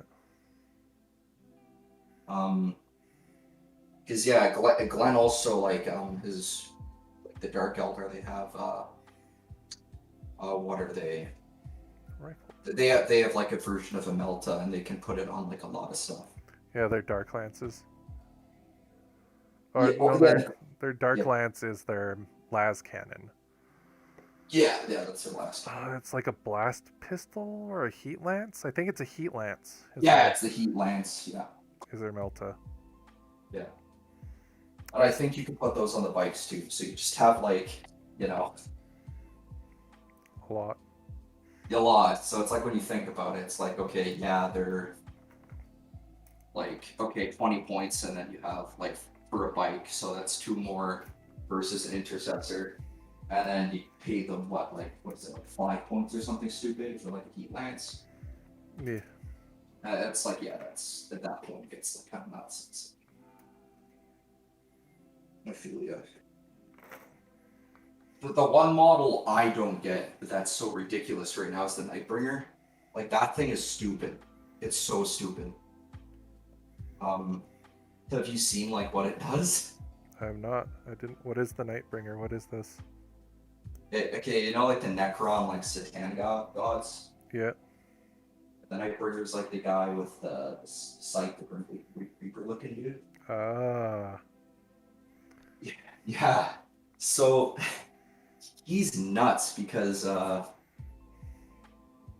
you can't he has like that rule that like Gazgul has or whatever when he can only take certain amount of damage per phase. Yeah. And then like he's got I think like involves or something on top of it. But the really nasty thing about him is he has ignore invul saves on his Ooh. weapons. So it's just like you have any character, like Gilliman or whatever, he's just gonna shred him. Nice. So it's just like if you don't deal with him turn one, and the only way to deal with him is like you need to be very smart because you essentially need to like do as much damage per phase, and if you don't have a psychic phase, you're boned. Yep. So like yeah, there's some crazy stuff, but yeah, the Nightbringer is kind of insane. He sounds like it. Yeah, and he's like really cheap, which is like the problem. He's cheap. You can't kill him, you know, and he's fast. I don't know. It's like one of those things that's like usually you like if you have a unit that's survivable, it's not cheap, or it's slow. You know, like there's a drawback. Yeah, the Nightbringer is just great at everything. Like he's durable, he's fast, he wrecks in melee, he's cheap-ish for what he does. Yeah, he's good. How many points is he? He's like around like the 300 range, but when you consider how like hard he is to kill, like he might be less, and I'm not sure. It's like Baneblade's points. Yeah, but he can solo a Baneblade because your Baneblade gets no invuls. It's kind of crazy. Actually, I think in the game actually that I heard he was running in, yeah, he did kill the Baneblade. Oof. And he's small too, right? So you just hide him behind a building, just can't shoot him. Oh boy. True line of sight. Yeah. Yeah. It's one of the things I don't like about Warhammer, but it's like it's always kind of been there, is you have like really small models that are super, super, super strong. It's like the only way to make those guys like balanced is to have them like you have to have kind of have them movement like slower, you know? Yeah. I don't know. Yeah, he's pretty cool. I don't play meta, but I know I have friends that like play meta and they like to keep up with it just to see what people are doing. I know a few people that play. They like to play meta. That's their thing. Yeah, I just can't keep up with it. It's always changing. It's just so expensive to keep up with them. I don't see the point. But that's just me. I'm a hobbyist and not a gamer. That's another thing for D&D we can talk about too is there is meta in D&D. So like the best thing to play, if you play Adventures League, you'll see the exact. This is why I kind of like Pathfinder and other games more is you'll see the exact same character like 3 times in your like at the event that you go to if it's a larger one.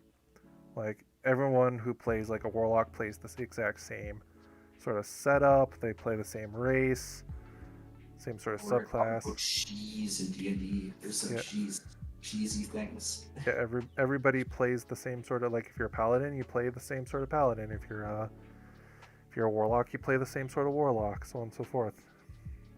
Yeah. Whereas playing at home, you'll have everyone will be different because no one will. You have a lot less pool to look at. But there's no tournaments, I don't think, for D&D. Is not really. I could be wrong. Yeah, there's no competitiveness. So you're not competing, but everybody wants to have the strongest character and be able to do the most damage and survive and all that stuff. That's why I like world play heavier games because then it's not. Yeah, you need to have some skills to survive, or you'll get like shanked by somebody in the street. But you also need to worry about sleeping and talking and stuff, and Yeah. being good and alive. Yeah, a game can like really make or break your experience depending on your players. Yeah, so when you have, like, I basically have become in the filth with this.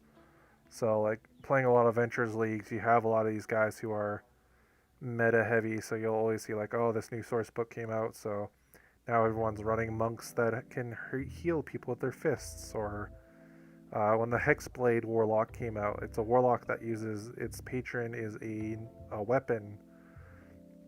So it's basically the strongest caster in the game, but with a giant death weapon. Yeah.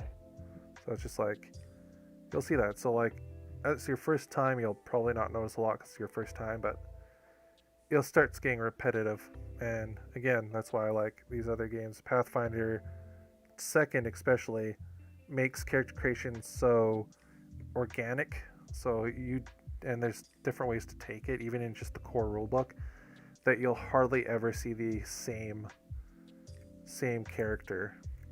Like, you might see the same sort of path they went down, but the character itself and how it plays and the spells and abilities and feats it took is completely different.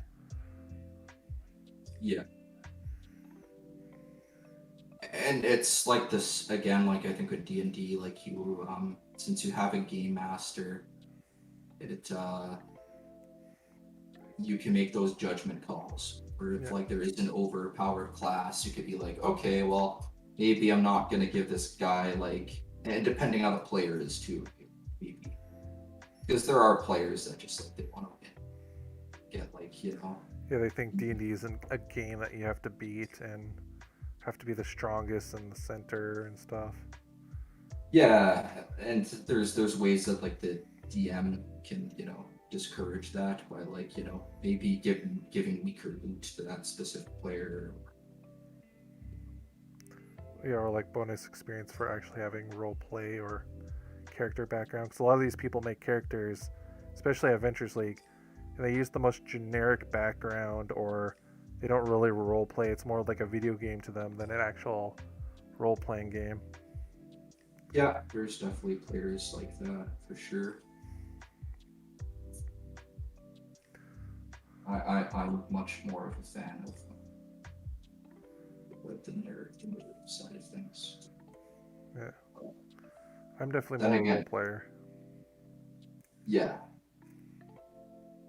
Get a lot. It's actually kind of funny because it's talking about D&D, it's ranting about. Oh, just give me a second.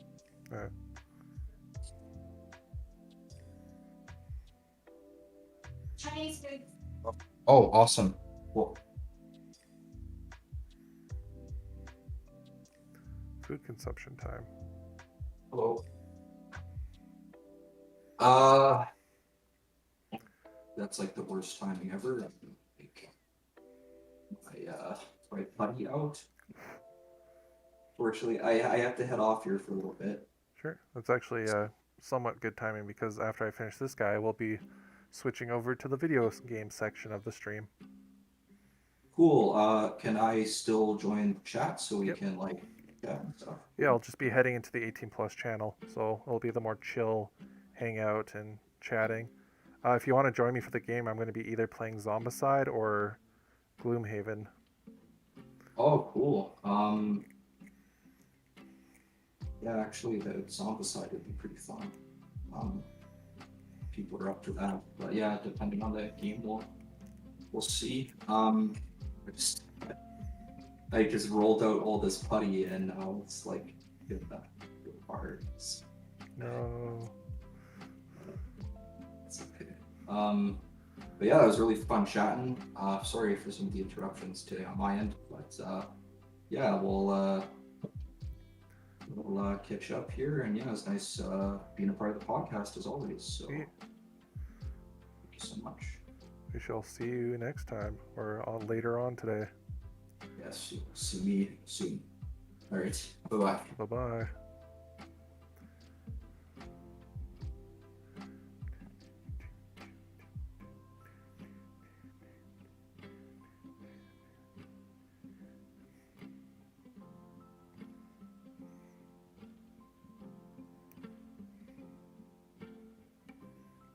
Well, I guess it's just us now.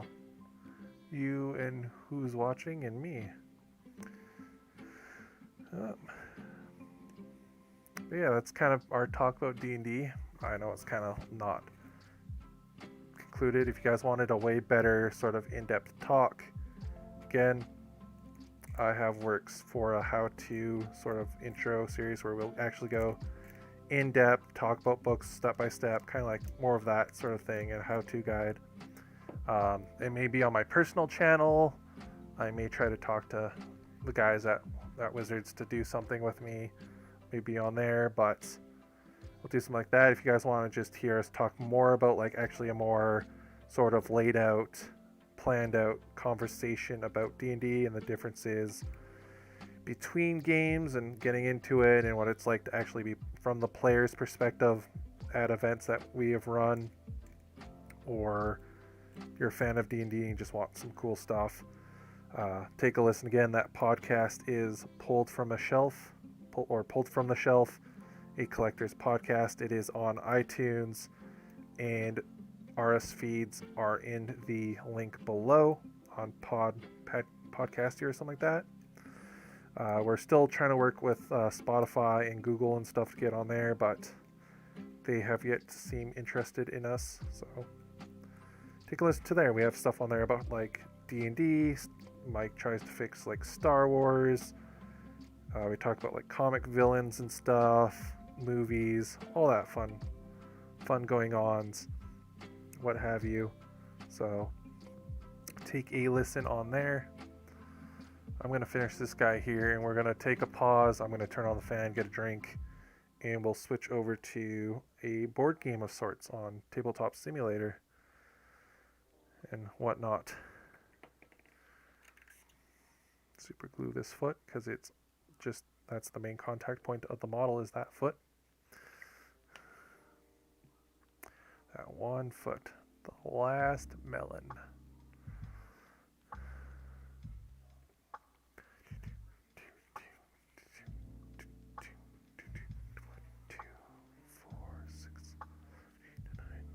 Yeah, 10.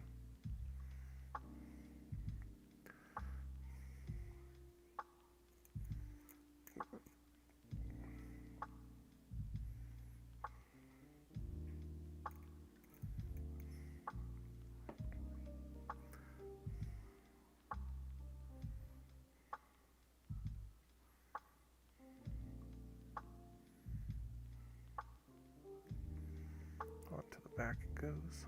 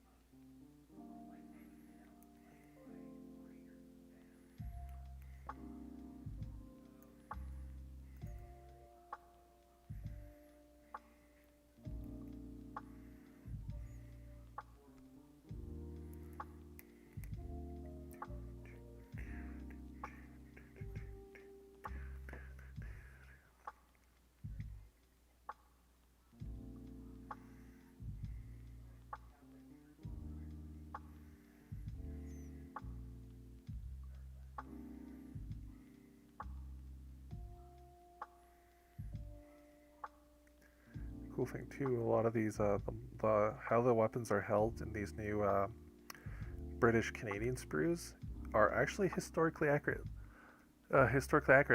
Doing some cool research and stuff, I've learned that a lot of these movies like Saving Private Ryan, Windtalkers, Band of Brothers, even, if you watch how they hold their weapons when they're like doing like searching buildings or walking through the streets, or even historic battle like replicators, like guys who act out, role play, act out, LARP, whatever you want to call it, historical battles, where they run around with the gear and actually play out scenarios and kind of like recreationists or whatever they're called, for history.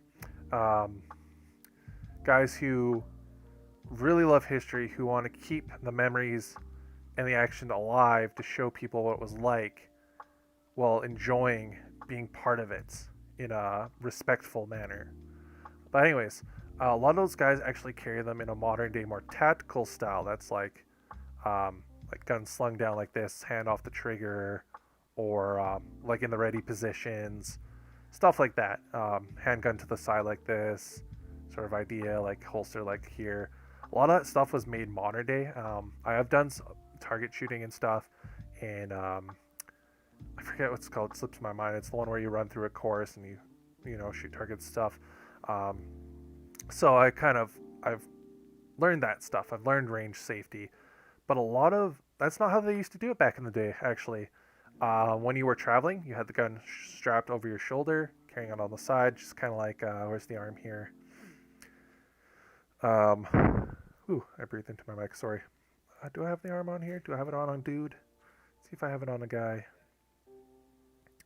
Trying to find it here. Where's the arm? Do I have the arm on here? I should. Where's the slung arm? Oh, here it is. So this was the carry. This is for if you were traveling down a road or something, and basically traveling from one like headquarters to another, or a base or something where you weren't expecting combat. That was the main thing. The other way you'd carry is if you were expecting. There was a couple of ways. If you were in a hurry, and the Germans actually kind of did this to start, and the Americans picked it up later, is the balance, the palm held, where you'd hold the rifle in one hand, and that would be this right here. So the idea was the gun was pointed in a safe direction, either at the ground, and you could usually carry it in your left hand, because you'd hold up with the left hand, you know. Basic video game 101. So you could easily, from down below, quickly snap up. That was the like balance palm, open palms, whatever it's called, carry. The other version that came a little bit later, the more tactical one, is this. This is kind of like same idea. So you had it in your hand, we're holding, balancing the gun kind of like this in front of you. So kind of like walking. This is more, you're in the fight, you know, you're getting shot at, maybe you're running through mud or something. This is you can easily point and pick up. It still had that tactic of flintlock sort of combat, like back in the Civil War era, Napoleonic era, with a more modern sort of that urban warfare. You're out of the trenches, kind of, and the rambling of this history lesson is that these new sprues actually has all those. These are how they would actually carry and use these weapons back in the day. Like the trigger discipline is there, the carrying, the accuracy of how they'd be held. Whoever molded these guys, made them, you did a really good job. And it, as a person who's a history buff, I love it. It pleases me in all the senses. And the only other model I've seen in their line for the World War II stuff that's been close to this has been the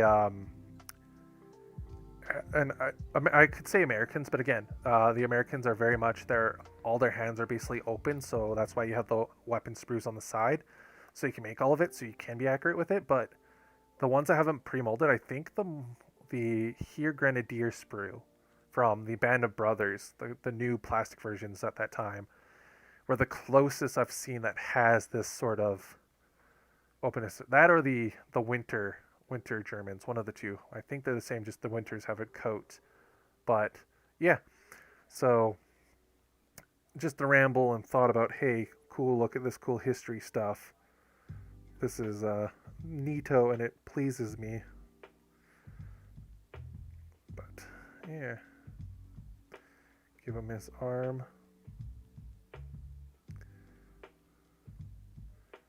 Yeah. There we go, YouTube. We're talking about trigger discipline and proper techniques for firearm safety. Doesn't make us an adult non for kid YouTube video. I don't know what does. I've seen so many of things on here. Which, on that note, actually, we can talk about this now because it's something that's not like gonna super affect Wizards, and it's not official and stuff. And I don't like, again, like I was saying in the beginning, for those who may have not missed it, we have like a new social media person, like new, not new, like she's been with us for a while now, and with all the stuff going on, she's doing more active again in the role, from what I've seen personally, and which is a good thing. She's really good. She's a wizard of social media and like grammar and pictures and stuff. Like, she does some really good work, and I'm happy that she is part of the group. But because of this, I can now actually step back more on doing this sort of stuff, like media stuff and posting and talking about things. I can let the proper channels do their thing. And I think, especially for me personally, I think that would be a better idea. I've had some personal issues and stuff, so I'm gonna back off. So I'm gonna talk, like, so if anything really is gonna happen from Wizards, like if there is events or things in the works, your best place nowadays is going to be checking the social medias, like Instagram, Facebook. They'll be where you want to look for any up and coming events. They'll have details and stuff, and we'll kind of be in the loop. So to affect this, or reflect this, as the word would say on my end, I'm cutting back basically on YouTube videos for the store personally. I'm going to switch more towards like we're going to work on the file guys, get you guys your exclusives that I've been promising for a while, get that out. We'll still be using the YouTube channel, we'll still be editing videos, we'll be doing our podcast with Mike still. Just won't be as open or active, and I'll be more cautious and stuff with what I talk about. And again, I believe for the better for myself. So on that note, when it comes to these streams are technically ran by us, the community, so they aren't affiliated with Wizards in that sense. So to make it better viewership for you guys and for me and make it easier, after this stream, I will not be streaming anymore on the Wizards YouTube. I will be streaming on the Wizards Twitch channel. So I'm going to be making a Twitch here this week. I won't excuse me, I won't be streaming this Friday. I might, depends. I have some family stuff that just popped up. The Friday hangout will still happen. If I can work some things out, I might be on to play some games, because I know our friend of the channel, Paul, is he's getting into Warhammer actually. So we might have a huge hangout group with everyone, and we might play some Gloomhaven. But to help get, because I've been having issues trying to get the links to work for people to see the channel, like the YouTube pop up, kind of a group. Yeah, the notification system's been weird. Trying to find us on YouTube, seeing it live, it's been weird. Always having to switch chats, like always having to update links and stuff, because it's always changing, and the terms and agreements and all that stuff is wonky on YouTube. So, and Twitch has a lot of plugins that actually work, so it's a lot easier. So I think for the long run, since you guys seem to like this, and it kind of has been helping me as a log to kind of like push me to get to do stuff and talk and all that, keep you guys entertained and help us keep playing our events and doing stuff as this pandemic has been going on, it's definitely worth it. So expect, once I get it all set up, I'll pass the links on to the guys at the store so we can pump that out to the media. I'll let you guys know in an update video. I'll post the link in all the upcoming YouTube videos and stuff. They'll have links for it in there. Our Discord, I'll have links for it in there. But yeah, that way you guys can do stuff, and if it ever gets big or something, we might be able to use donation buttons and stuff for it to upgrade, say like my camera's here, this potato camera, or the camera in front of me, or get some lighting, or maybe even be able to do it in store once the stuff's kind of calmed down. We can have it as a neutral spot where people can actually walk in, and we can all sit down and actually hobby together and have a big camera thing. Thoughts and ideas, but not possibilities. So that's kind of going to be the update on that. And there we go. That's our last dude. We have a running man. with rifle. That's my 2 units of 10 plus my major and his sergeant. That kind of helps him. My medic and my scout team, which were kind of cool to make. I learned some cool stuff about Canadians had like face masks, and both dudes in the unit had the rifles. Just one guy had the scope, the other guy had binoculars. I think even some guys, they were like a weird thing. They were like an officer kind of, so like a high ranking member in the military, but not super high ranking, but like high enough that they can kind of be their own thing. And they were the Canadians actually were late into the whole scout and sniper thing. We didn't have them till like I think like a real actual thing until the 43, 44, and before then there was the British. But anyways, yeah, the guys had rifles. They both had the exact same sort of marksman rifle.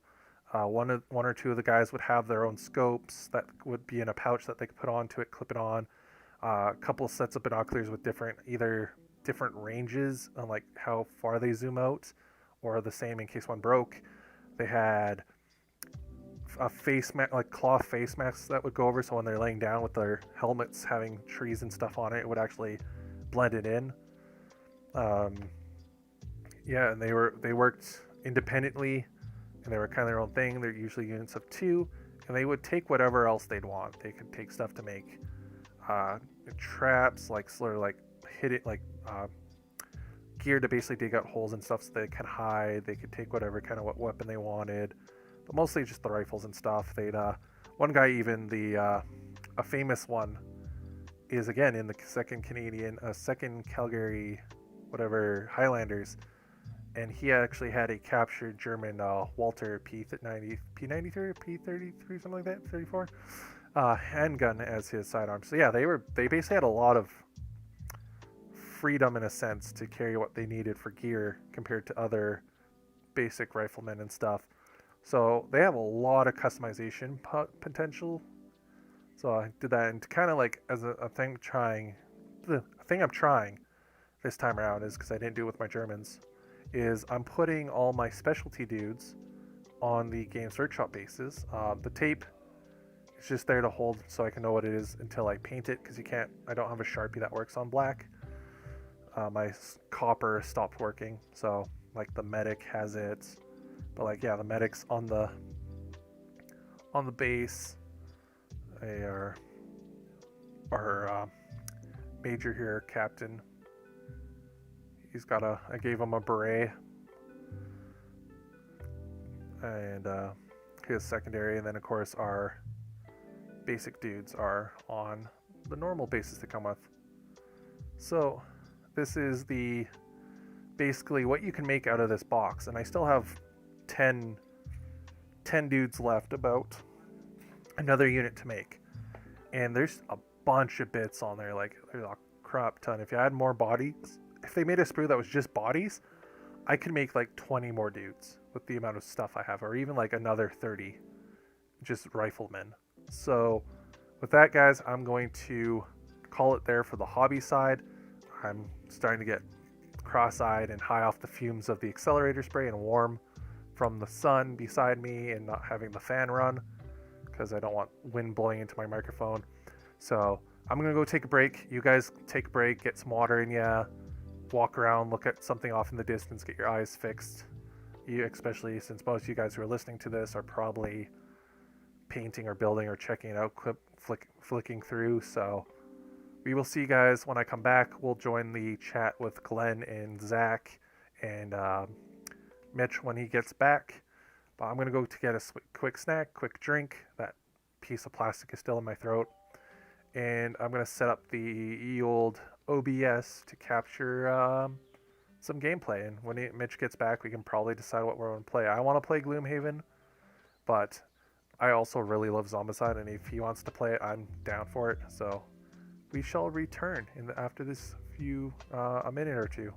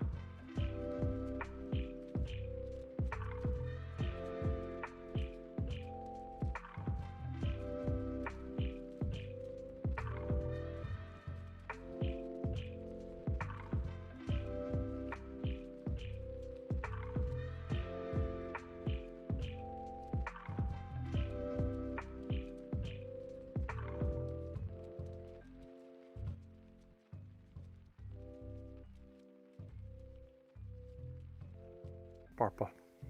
Hey, I am back. Thank you guys for waiting. It took a little bit longer than I thought, but we are here.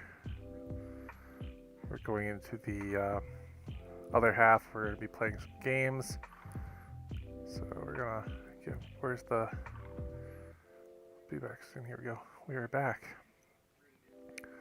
So I'm going to hop into the next channel here and we will see who's doing what. So let us hop into the AT Plus channel. They're going to be in the middle of talking to the game. That is good. And hello, Will. Hello. Hello. Okay, so sorry, Will. Oh, that was me. I was just curious what your list was, so I could kind of visualize what's going on in your game. I'm actually on stream still. Actually. Oh, are you okay? Let me. Yeah, Yeah, I want to see what Chaos is running. I was doing that because Will mentioned that if any players want to join, that they come on here while I live stream it. So Okay, cool. So then Chaos, you got some rhinos. Okay, assault. Yeah. Most of these I'm using placeholders for some of them because I can't really find models. Okay, so are those the Havocs with the Yeah, this is the the Havoc. Reaper autocannons? Yeah, Or the Reaper auto. assault cannons? No, they're Reaper pain cannons, I think you called them. repeater cannons. Yeah. Repeater, yeah. Yeah, the Gatling cannons. Yep. So Sorry. which one's disembarked? Which one deep striked? This guy is the only guy that deep strike. Okay, so these guys disembarked. Okay. We'll show Yep. you guys what. Because I going see on like here. 2 of them with jetpacks, so that's what caught me off guard. Sorry, like I said, I couldn't find a Yeah. good champion model for my unit, so I'm kind of just using them since they are equipped with. Transform. If I remember, yeah, they're just equipped with a sturdy chain sword. So Okay. sorry, Most of them, like, they're just if I could find a radicals. good model that had it, that I would have put them. Okay, so all of this, now it's going into my psychic phase. I'm going to be casting Prescience on this Leviathan right here. So hopefully I'll get another 7. I really should have done psychic abilities because I've been really just getting these things. Oh, you like this mat here, there, Will? Yeah, it's got Nicolas Cage freaking. Yeah. All right, so it does go off. So this Yeah, that's this what they're Leviathan playing. is a +1 now. So Also, oh wait, I forgot to say, because of my Archon, my Warp Smith, I can, since I moved at the end of my movement phase, I can either deal a D3 mortal wound onto any vehicle that is 18 away, or I can. Seeing that you determined psychic already. Yeah, I know. I forget these things, and I just am telling you next time. Okay. Are the dreadnoughts being proxied as Leviathans. Leviathans? Yeah. Yep. Leviathans are one of my favorite chaos models. Yeah, they're good. You running the assault the quad autocannons on them? No, I knew he was going to bring a lot of vehicles into his lists because, well, sorry Glenn, but that's kind of your thing. It has to be my thing because I'm a Drukari player. Yeah. I mean, like, there are a small, rare occasion where a Drukari player never brings vehicles. Not me. After last week. But, like, there are a small % chance of vehicleless Drukari. But yes, I knew he was going to bring vehicles, so I equipped him with the Leviathans with Leviathan siege drills, which, against vehicle models, deal a flat 6 damage. Okay. Okay, so they both have the close combat weapons. Correct. Um, Mm-hmm. I know this is just a casual game, but by the way, for if you guys want to like adjust like the model size, there's like a little scroll wheel, so you could make your dreadnoughts within Leviathan scale. Oh, okay. Yeah. Where is that? What I do is just the plus sign and then the minus Yeah, sign. exactly. Yeah. Oh, Ah, okay. shit. Now I'm trying to remember which size. One point. Ah, God. Oh, God. Then, oh, no, I think it's the same size as it's supposed to Alright. be. Oh, I should not have done that example. The paint engines are actually a bit big, Glenn.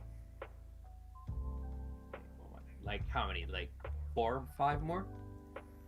Like make them like downsize them like 3 times each. Mm, Yeah, that's about right. Yeah. yeah, that it's not seems letting me right. do the plus for some reason. I'm clicking plus on them, but they're not growing. So It's like right beside the backspace button, not the numpad one. backspace. Why won't you let me? Okay, thank you.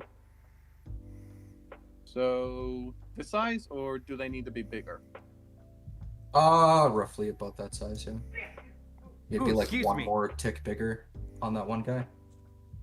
This guy or this guy? The first guy. This guy. Okay. Well, Yeah, that's about right. They're big. why aren't you working? There we go. Thanks for that. I didn't know I could do that. Yeah, no worries. Yeah. Okay, so now prescience, and I'm going to be casting smite on top of your archon. Okay. Oh, my! I need to send this on the tabletops thing because this is going to be a face ID. It's going to be a ridiculous post, but where is it? Here we go. Tabletop games. I'm going to post this, and I deleted it. That's right. When I need to get it from Rocky. Oh, you bitch. Damn it, controller. You're using controller on tabletop sim? One moment. GG! No. Bad.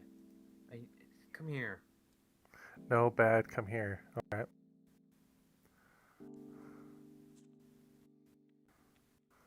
God. It's loading a billion things. Yep. I don't know what he's loading in on our map, but whatever. Oh no, we're loading in Whenever somebody joins our thing, it loads everything to them, even though it's already loaded out to us. Oh no, we're playing Zombicide. Oh, never mind then. Yeah, no, we're not Okay. joining. So D3. Cleto, So the smite goes off at a 7, and so D3. So I posted on the tabletop games, and look what I posted. Properties. Tabletop simulator. Ooh, excuse me.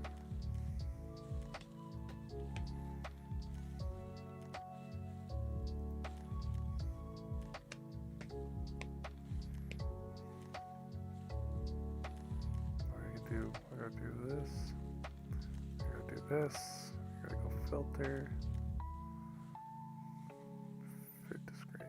It's 3 mortal wounds on your arc. Alright. And 5 by default. There we go. 2 wounds left. Oh, you're in the table. Are you in, Mitch? I'm in. It's just wanting me to choose a color. Yeah, choose any color except for gray, because gray is spectator. Oh, that's why Eric was having problem with that one map. Alright. So, those who may not know, Okay, so are you able for me to move forward? Like I'm onto my shooting stuff now. Yeah, so. you're able to shoot. Everything's good. Okay. Okay, so first, Oh, my one first. Oh, there you go. I've muted the Zach in the Glen. Oh, yeah. We can move to a different thing. Yeah.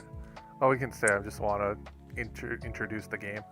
So we are playing what is called Zombicide, and that's a creepy little face in the background. Whoever made this has put the Left 4 Dead zombies in it, but it is my second all-time favorite board game. Iced tea, so good. The idea is it is a zombie apocalypse board game with a semi-level up mechanic in it. So it takes a lot of the pop culture stuff like Army of Darkness or Army of the Dead, whatever it's called, like the Ash Williams stuff, Left 4 Dead especially, Walking Dead, all that stuff, and puts it into one fun, comic-y, cartoony board game where each level is a different scenario where you play as survivors with cool and unique abilities that finds gear, levels up, kills zombies, and usually has some sort of unique end game goal, hence why you see all these tokens here. But as your character gets kills and does things for the story, they level up, which then causes the zombies to spawn to get harder and harder. And it gets into some crazy shenanigans. Left 4 Dead. Zombicide Series 2 is supposed to be coming out, which updates the classic game that they used to make, like this modern day one, because they do like a medieval one and a sci-fi one with a lot of upgraded rules, updated models. There's even a legacy board game version where your actions and level up will affect, and an RPG. So that's basically about it. We can explain more of the rules as we get through it, but I believe we should get into actually reading and setting up the scenario. So let's find the scenario book. So we're am I on the live stream then? Yep, we're still streaming. Do we have any other players that are joining, or? It's just us. Okay. So Yeah, I can hear you. I can switch to a different chat though.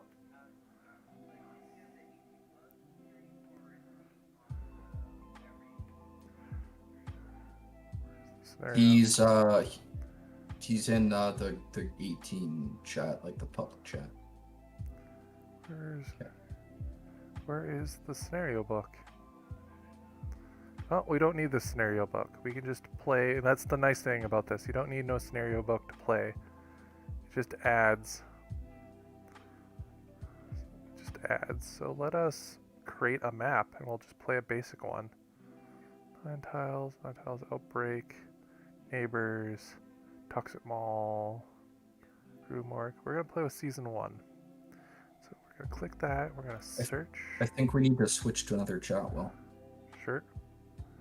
Oh, damn it. Let me pull out some tiles here first. And then we'll switch over. I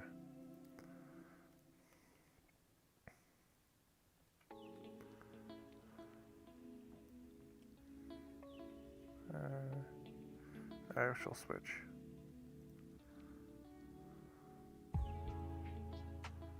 But yeah. Hello.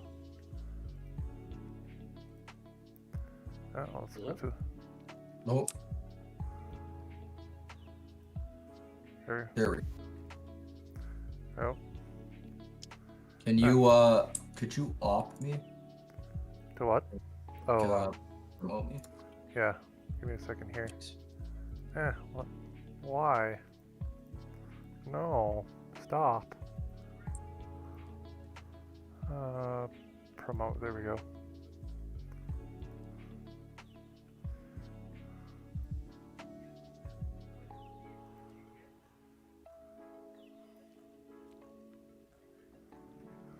Like that. Here we go.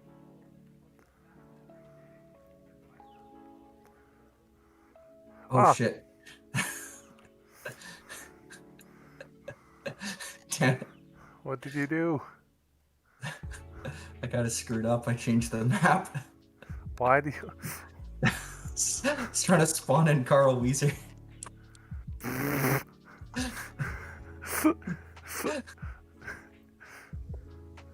Well then.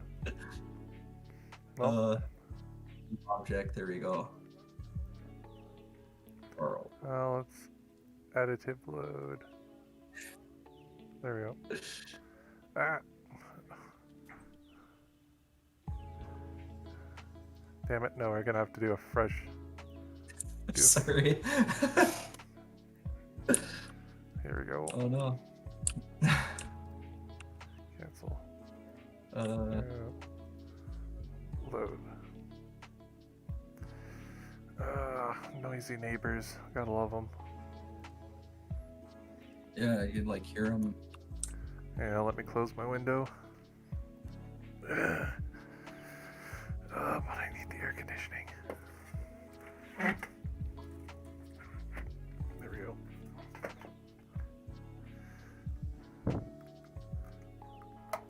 See if we can get the fan going without it being noisy.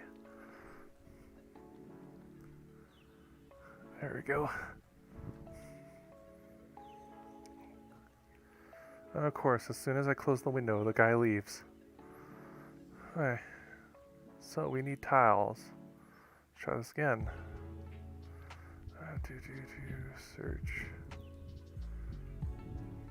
Boop. Boop. Boop.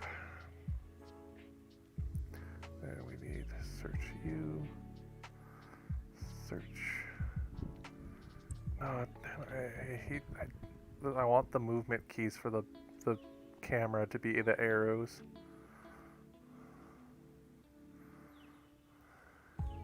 There we go. Alright, let's build a map again. Sorry about that. This has to be the center. Yeah, as you guys, excuse me, as you guys can see, it's very much tile base, so you can get a lot of cool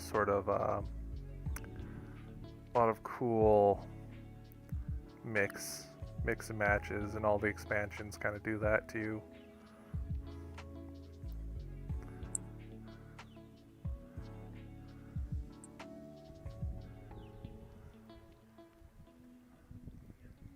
There we go.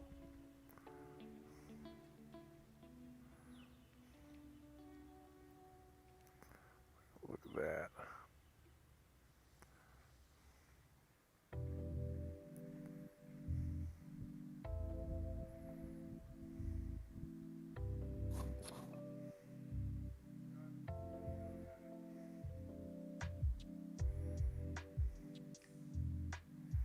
Yeah, grab some bad tiles, but oh well. We'll just do it this way. Bam. There we go.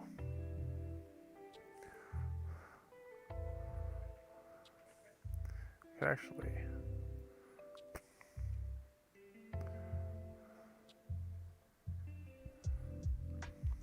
just delete that tile altogether.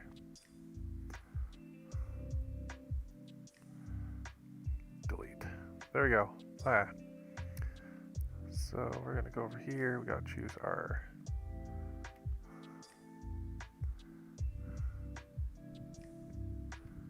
kind of like our exit.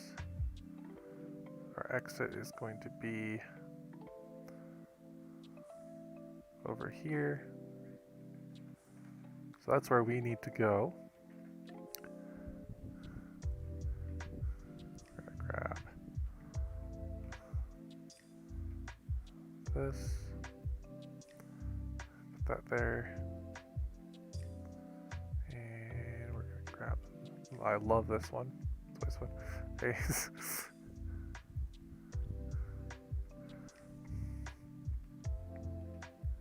Yep. We're gonna have yellow zombies. Spawn here.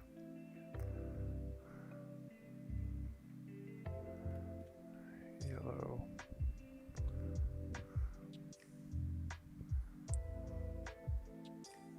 We'll spawn here.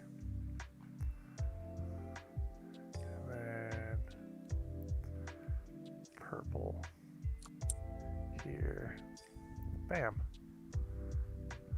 Lastly, we need doors. Just door. Door.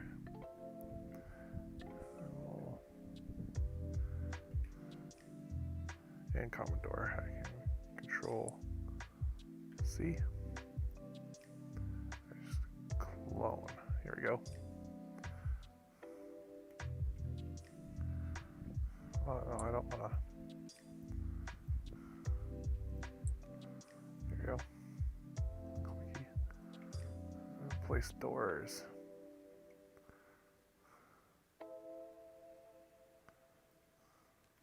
Door there.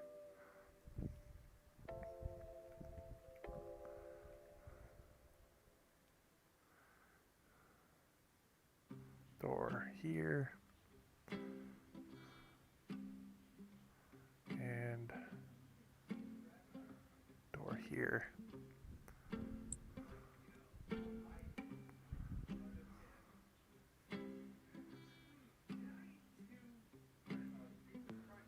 Door here.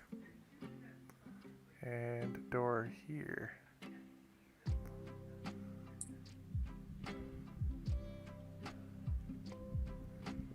There we go. Last but not least, basically done here. I'll do rubble pile here. And a rubble pile right here.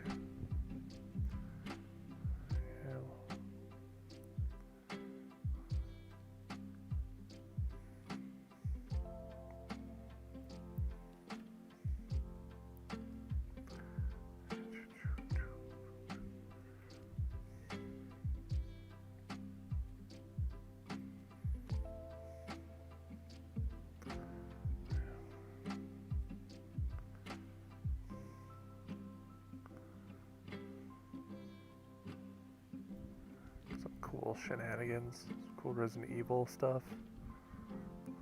Yeah, just looking at the different characters, there's a lot of them. There's not a lot of like room to go through the cards. Not really. Frank. Wow. There we go. And Dave is just Sheldon Cooper. Oh, no way. yeah, they have a lot of guests like that in the game. Yeah. Jack Nicholson. That's awesome. Yeah. The board has been set up.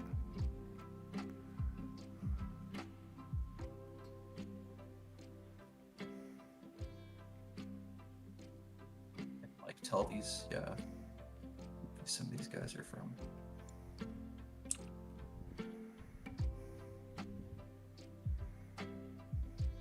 They're like a bunch of characters that are literally like the Big Bang Theory.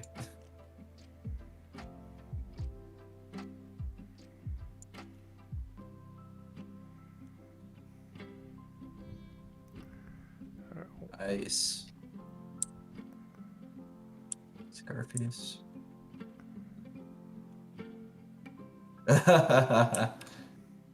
That's just straight up supposed to be what's his nuts. That's funny. Yeah. Professional.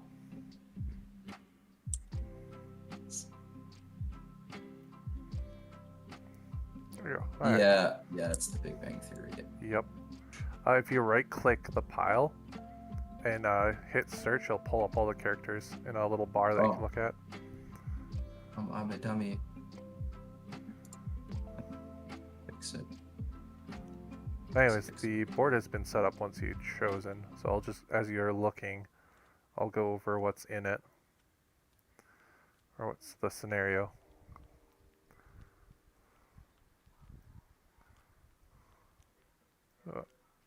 Throw all the characters. There you go. So, as he's looking through the characters, this game very much, again, fits our topic of role-playing games because it's very much it does have pre-made scenarios that has a cool story, which kind of explains what goes on with some of the survivors that you can play as in the games, including some turning into zombies potentially. And the other great thing about it is, if you don't have the adventure books or rule books, it doesn't matter as long as you know the basic combat and how actions work. You can basically throw down a bunch of tiles like I just did here, and just put down some stuff and play a scenario. You do your classic, get to the exit, kill an X number amount of zombies, forge, create things, and the expansions add new mechanics like rubble and building barricades and new sort of zombies that can run around.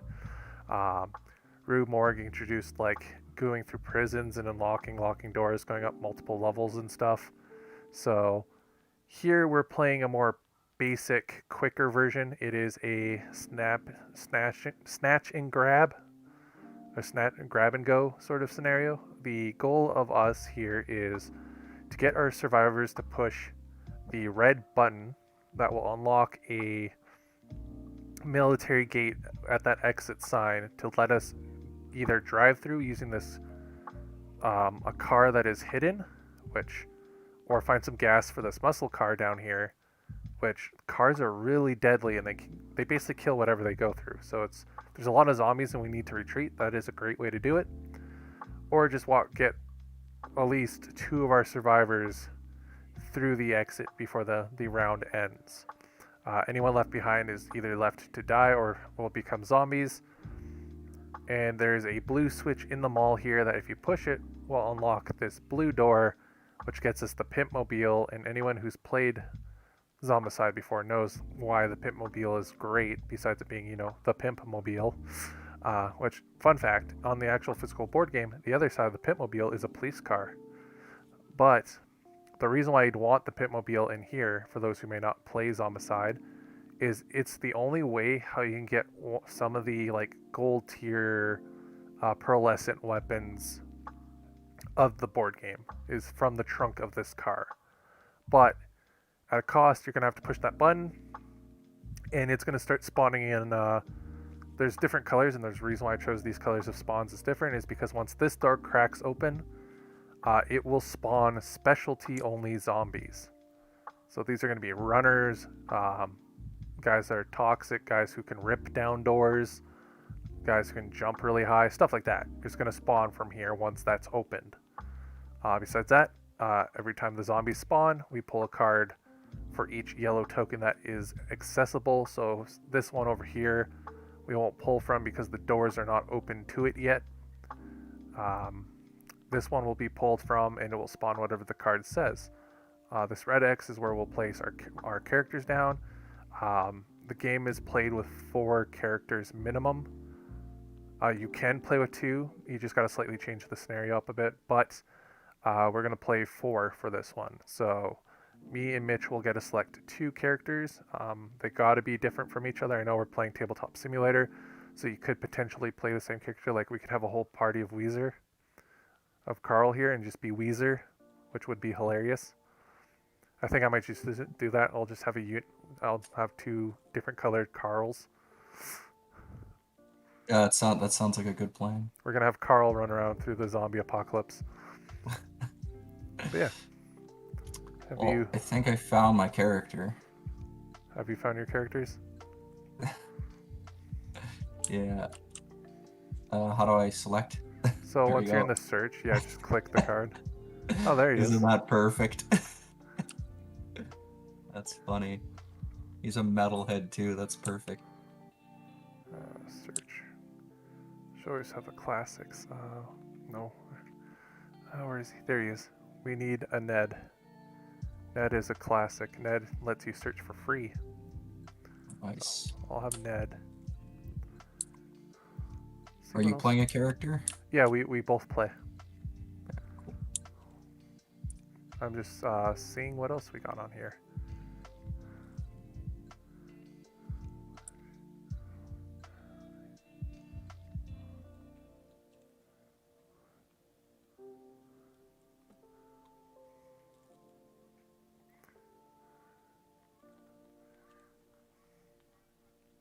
So we're both playing as Carl Weezer. Yes.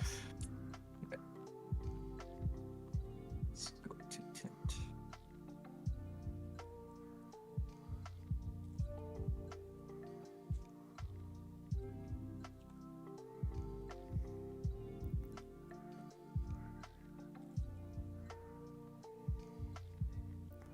Pretty good. Lets you punch people for free. Search.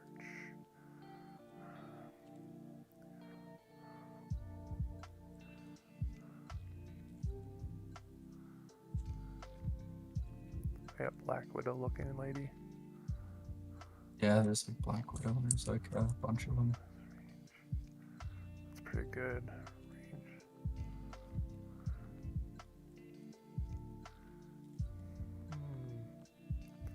She lets us break into the buildings without needing a crowbar and stuff, which is nice.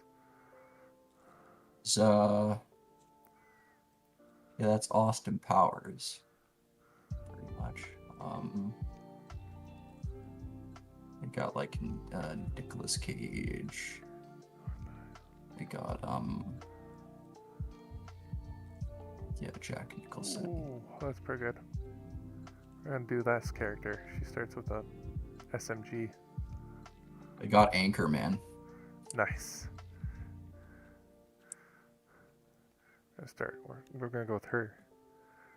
But there's another guy that had a sniper, which is cool. So you get to choose another character. Oh, nice. Yeah, so we get 2 each. So to help you choose if you want to, but feel free. There's so many characters, you can choose whatever you want. But we currently have a person. We have an SMG, so we already got a range gun. We have a melee, we have we have our combat guy, which is you, and we have our guy who can search for free. So we got our hoarder, our combat specialist, and our ranged specialist. So who else would we want then? You can basically do anything, but we should probably look at someone who's either quick, good at moving through stuff, so someone with slippery or free movements. Anything with medic's pretty good. Medic lets you heal. Anything that's basically not combat related. Okay. But again, that would be playing the meta, and this game is very much fun with just playing what you think is cool. So choose whatever you want, but if you wanted to choose something that matched, that would be my suggestion as a player. Yeah, I'm trying to find so which deck was it though that had the characters looking for? No, this had like dog.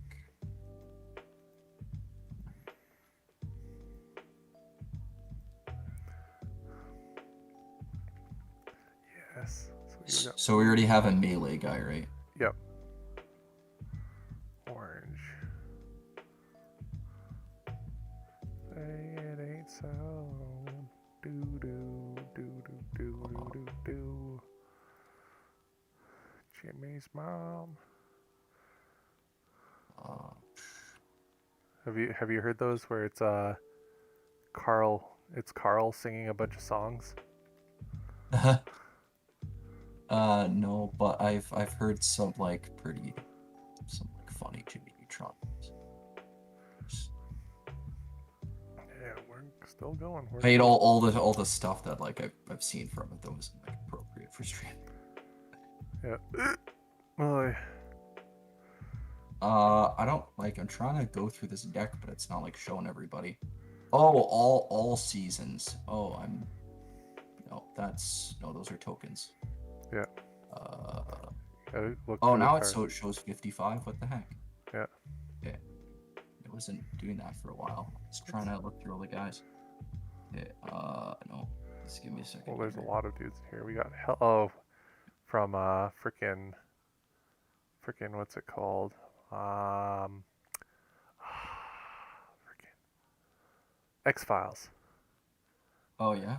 Got X Files, Leia. We got Stallone.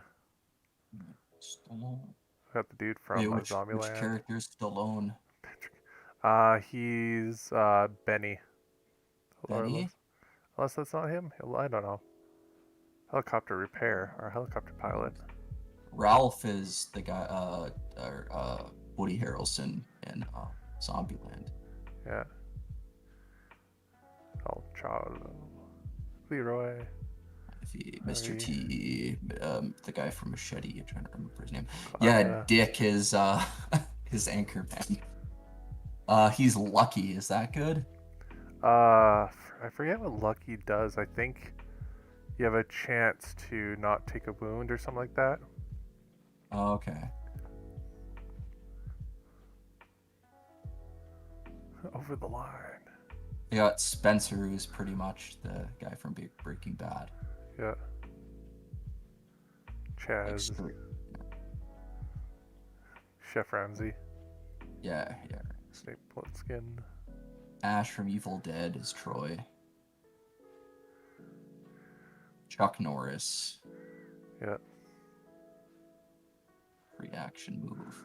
Yeah, let's pick Chuck Norris. We can't go wrong with Chuck Norris. Gotta have Chuck Norris. Chuck Norris should give you like a bunch, like give you like mid-level stuff, but you start the game at a higher difficulty. So it's just like, yeah, you get your mid-game levels that make them really strong, but you're already starting at mid-level difficulty. Yeah. Well, if they were to like really like they don't want to probably make him too overpowered. But he's Chuck Norris.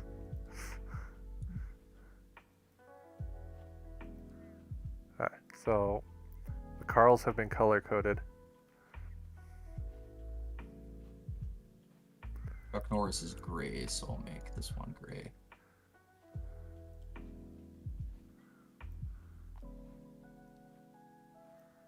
Actually, I should before we put them on, I should lock the board. That's probably a good idea. Great tip for anyone who's wanting to use Tabletop Simulator. Lock your stuff once it's logged in, or once you're done setting up. What that will do is make it so if anyone moves stuff around or tries to flip stuff, it won't fall. Oh, you can't pick it up. Yeah. And here we go, move our dudes. On with me, Jimmy.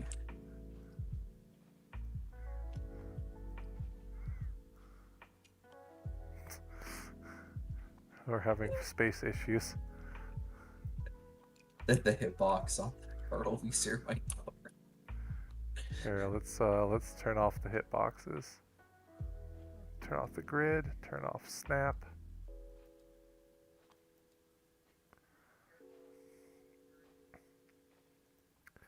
There we go. There we go. There we go. Yeah, I think you can go. Yeah. Oh. Now they're just stacking. We'll leave it as it is. We'll move later. Okay, so we got the mission set up. We gotta do our stuff now. So we're gonna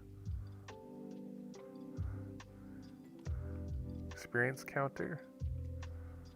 So every person gets an experience counter. So we go here, Call clone. Clone. Bap. Bap. And bap. There we go. So as you get kills, you move that up by 1. As you push one of the buttons, you get 5.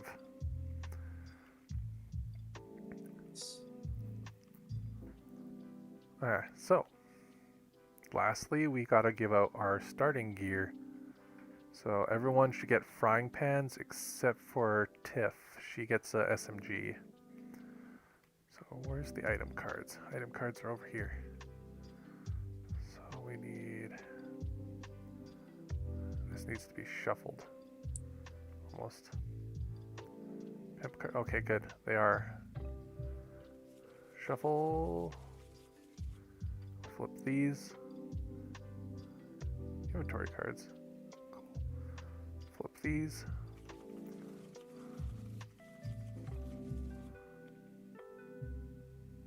Okay. So the ones that are face down are the ones that we're pulling from. So we gotta search here. So these should be starting cards, right? Yes, they are. So 1 frying pan, 2 frying pan,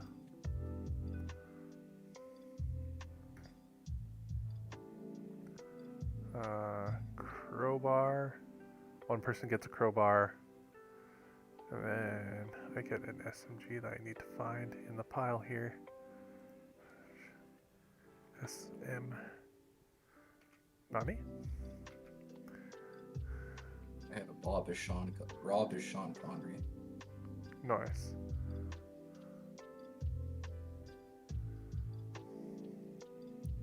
There's a lot of items in this. What does it say on her card? On Tiff, what does it say that she gets? Scrolling over.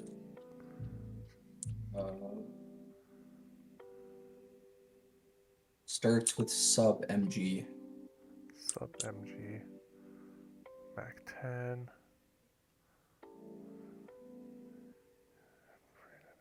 Interesting. That's an MP5. That's basically an SMG. Slash defense weapon.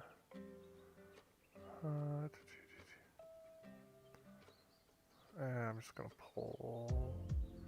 Yeah, I'm not finding.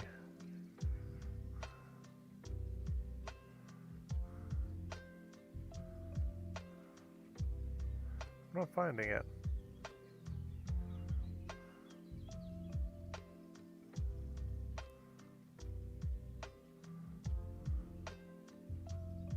Yeah. Is it in the pimp cards?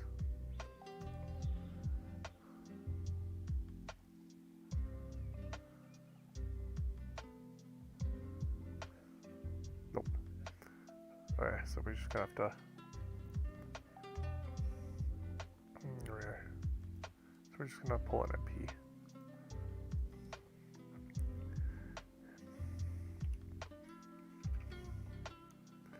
Oh my god, it's the card number. Oh, they're by card number. No, why would you do this? Whose bright idea was this?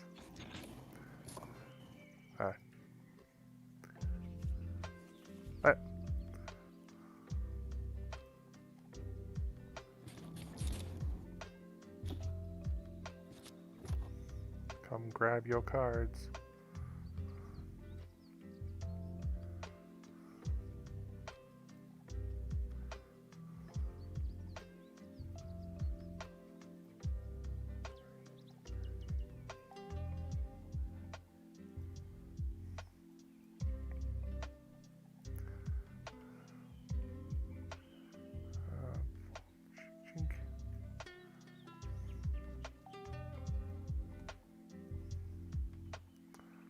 Here. Yeah, where's Doug? Doug Is Dimino. is Doug in the original one? Why? Unlock. Yeah, he is in the original one. That's cool. Doug is Bill from Falling Down. Yeah.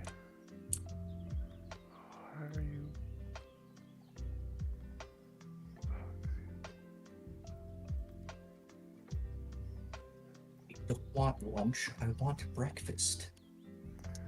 For some reason, I can't get the pans to unstick from each other. They are stick pans.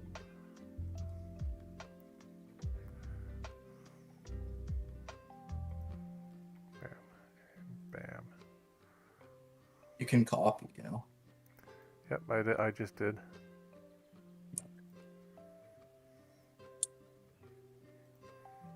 And then the crowbar goes on to who's ever left. Crowbar, okay.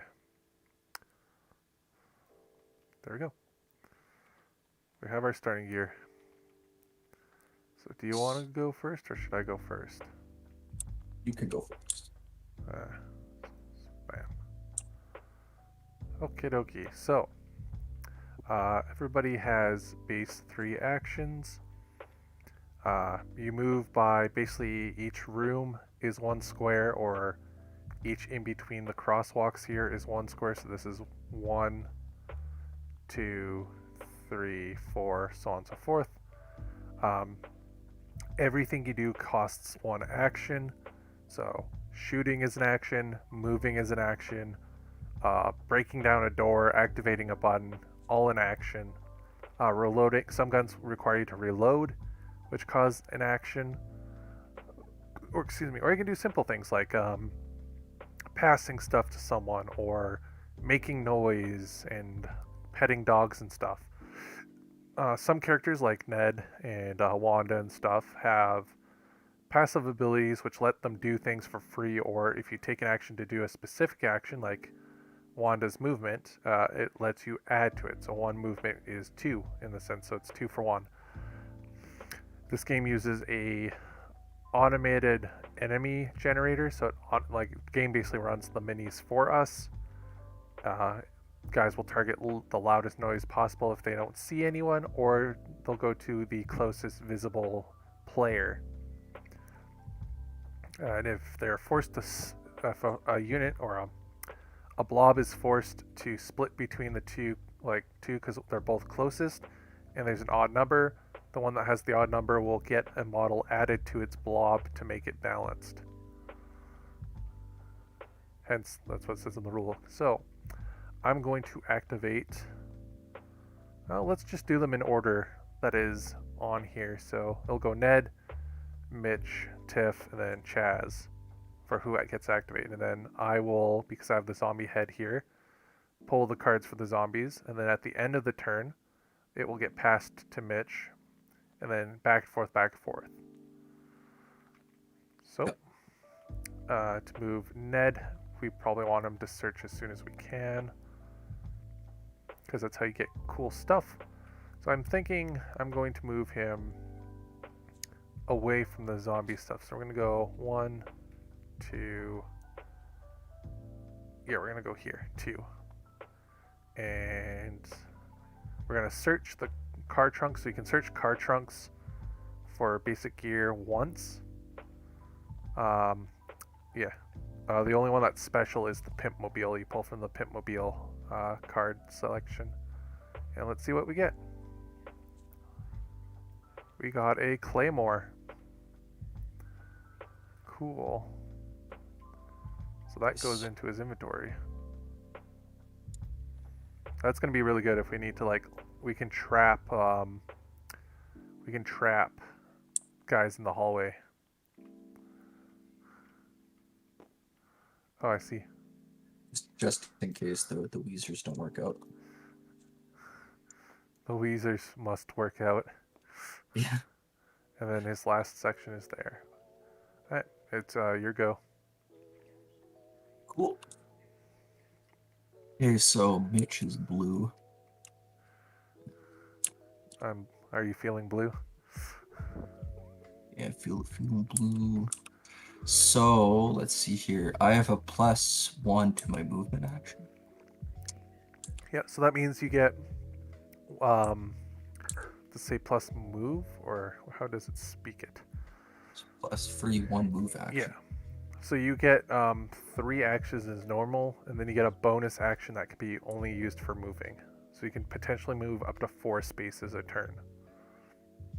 Okay, So I get 3 actions base, and then I can choose to either, what was it, move, attack, or search? You basically, anything you want to do costs an action. So move, yeah. Basically, think of anything and it'll cost an action, basically, to do. Okay. I'm gonna move. Does going over the car take an extra Nope, it's just action? parked on the side. Okay.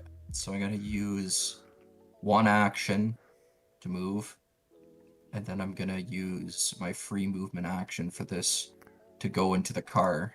So I have 2 actions left. Yes, that car requires gas to run. Okay. Can I search the car? The car was already searched. Okay. Yeah, that's where we got the claymore from. Okay.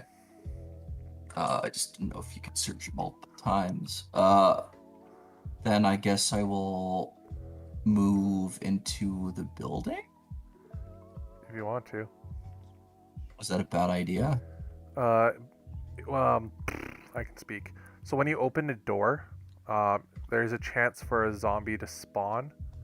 So what you do is for every room in that Just the wrong tile, figure. I'll just move it here. There you go. So when you open this door, since on this tile that we're standing on, there's only 2 rooms. These 2 rooms will have 1 basic zombie spawn in them. Oh, then I should just like not use my extra action then. It's not bad. Alright, You have Tiff will go next, so she can move. 1, 2. Oh, that'd be all 3 actions. But does she get a bonus shooting action? No, she just starts with a submachine gun. You could potentially open door if you want, because the zombies aren't going to move, but you'd have 1 swinging at you. So I'd say we can wait for the others to catch up. Okay, I'll do that then. There. So Pink Carl is probably going to just stand here. Basically, it seems stick together. We'll be. We'll just put it right here. There you go. Great, and then Chuck is just gonna move on all to the same space. You're all here. All the Weezers. Didn't you have a version where he had his arms down? Yeah, but I have to load up the thing again. I wonder if there's a. Oh, there's not a setting to set them. Anywho. I mean, do these figures also like bump into each other though? Not really. they won't. Okay. We can have them in spirit. Just have the Carls on the thing. Have the Carls on top of the pictures. Yeah.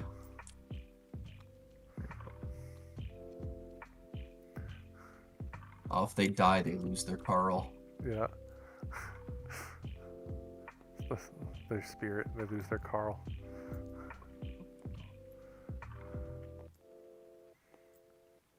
Truck test. There you go.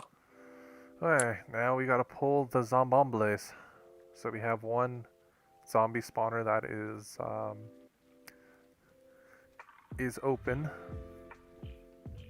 Or I like how Ned has the. Is Ned a comic book guy? Is that his thing? I think he's supposed to be like some sort of doomsday conspiracy theorist. Oh, okay, because he's got the Watchmen button. He's got the comedian's pin. Yeah, that's awesome. Here we go. We'll pull from the Zombomble card. Oh yeah, that's right. In the last expansion, they made it so you can get helicopters. Oh wow. What is this extra Z? What is this? Oh yeah, Jason. You can summon special dudes. Oh, these are like, yeah, I get what these are.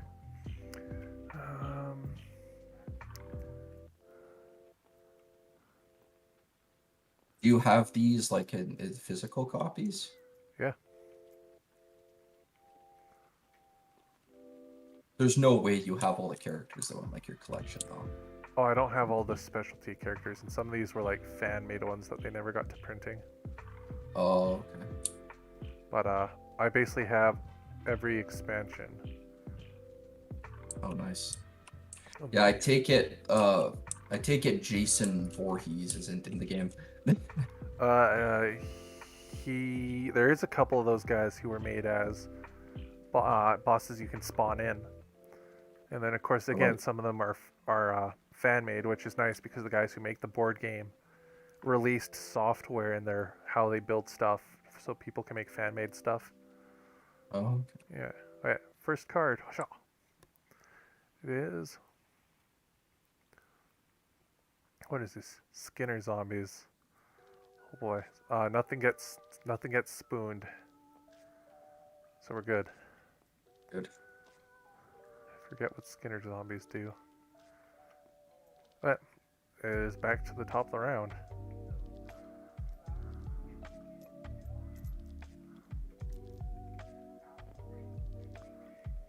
So Mitch, you gotta go because you have the little skull, so that character will go first. Okay. So have we placed the zombies yet, or? Not yet, unless you're opening the door. Okay. Well, we probably should open the door. Yeah. So I'm gonna use one action, open the door. Door. Can we unlock the door? So then you should be able to flip it. There you go. And then lock the door. So that means the door has been open if it looks all cracked up like that. So now we gotta summon zombies. Zombie Carl. Use. Yeah. Zombie. And zombie. The nice thing too is all the minis in the game are actual miniatures. Yeah. They're not cutouts like they are on here. Anyways, Yeah, we'll have to play this after COVID. I like this Yeah. game a lot.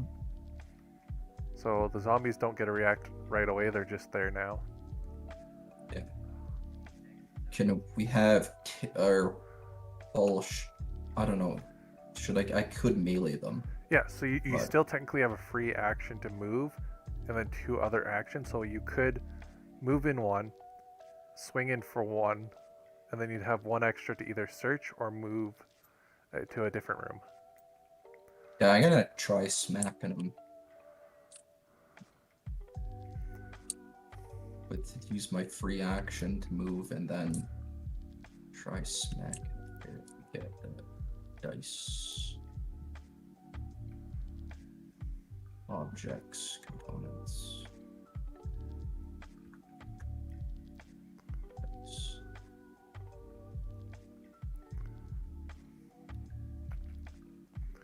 God damn it, keyboard. I have the keyboard just slightly off my lap, away from the computer. It doesn't do. So the crowbar is 1 dice. I need a 4 up to hit, and it does 1 damage. And it's a silenced weapon, so it doesn't make noise when you open stuff or kill things. Yeah, so I smacked him, I rolled a 5. So that hits.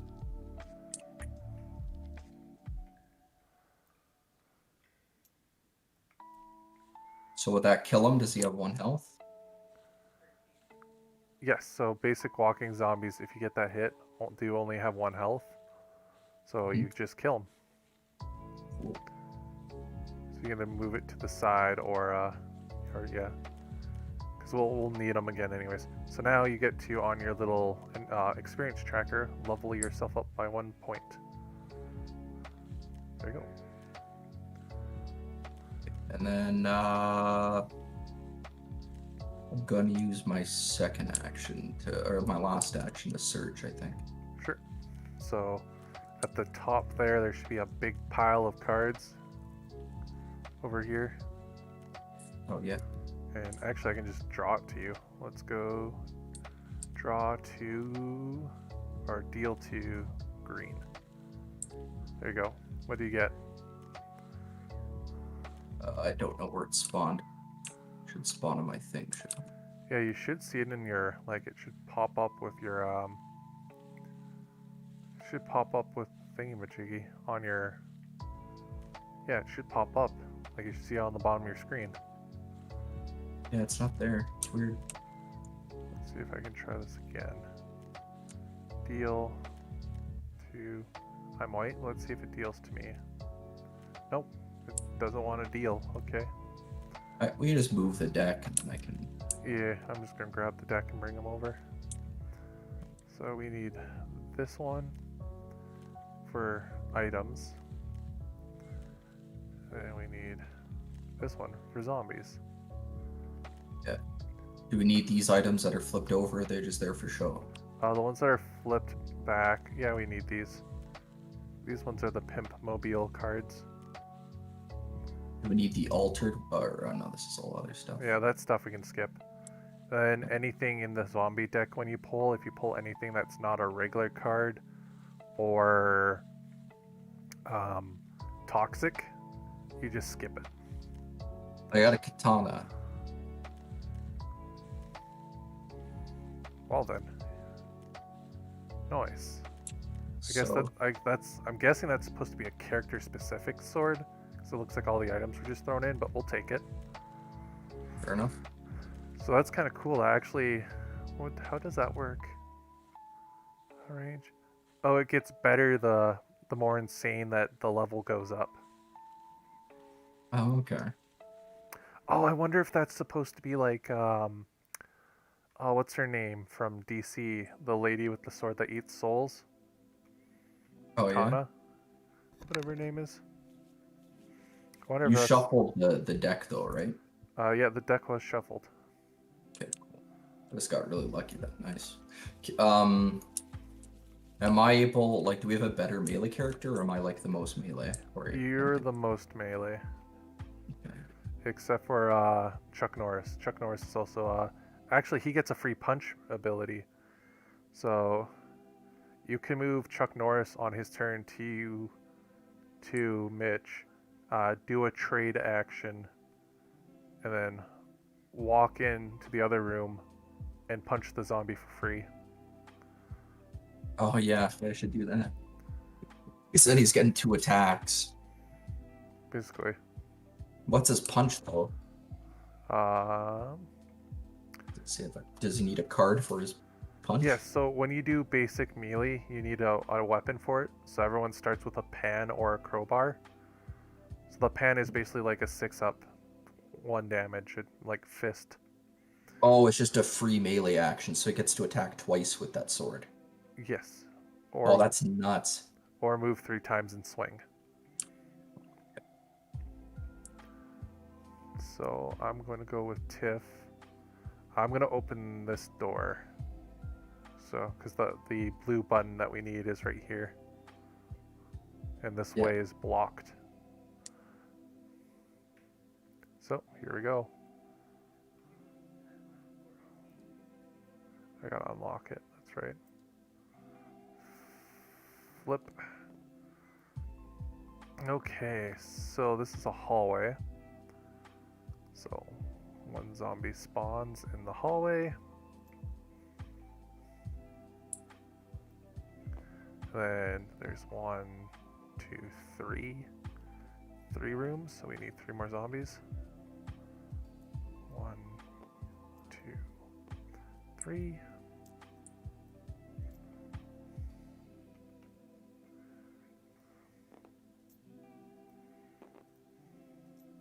In there, in there, in there.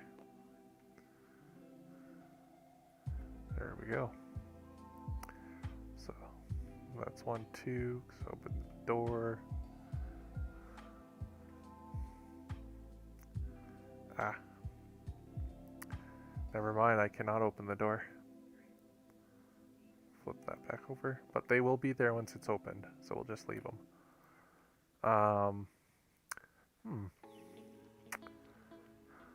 I think I want to kill, so we're gonna boom. So we're gonna go here. And we're gonna shoot at that zombie. So I need how many dice? 3.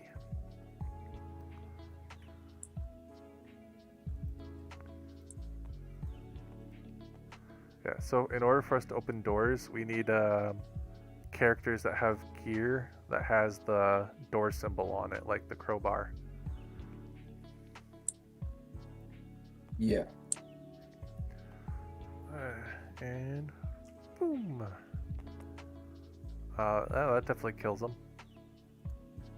Play it. I need noise token because I made noise. The pile can come over here.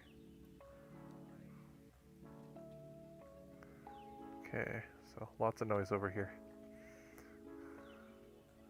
Yeah, that's my turn. Okay, so It's Chuck Norris's turn. yeah, Chuck is gonna. Cause he needs a crowbar, right? Yeah, we need a crowbar to open the door. So you can walk in, trade with Mitch, walk back out for 3. Then you'd have a crowbar for next time. Probably be better to search with him, honestly. Yeah, you can search the other room. So I'm gonna go 1, 2, search here, and then card. Flip. He's got a grenade. Nice. So that's great. So because that card says it does a lot for its damage, that means it can kill the big dudes. So the abominations and the specialty guys, like Jason and stuff, that's how you get rid of them, is anything that says a lot of damage. Nice. Yeah. So that was 1, 2, search, and then he's gonna use his. No, he doesn't. He only has 3 moves. That's right. So he has to stay there. And search costs an action. Yeah. Alright, back to Ned.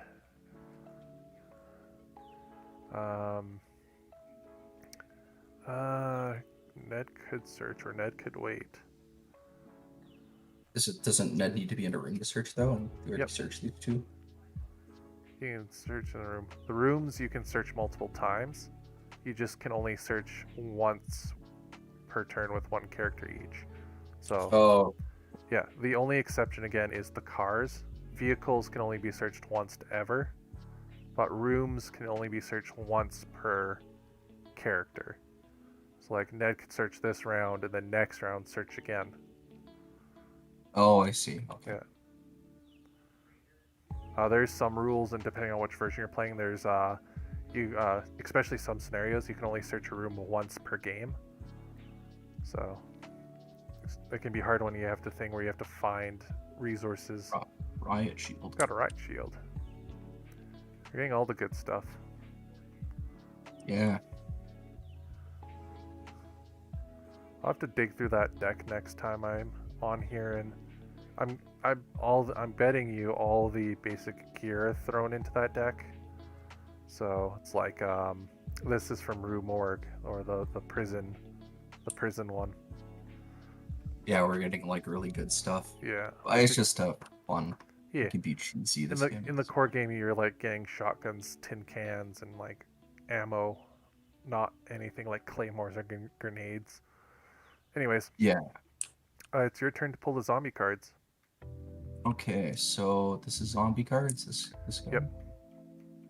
So how many do I have to roll a die or? Nope.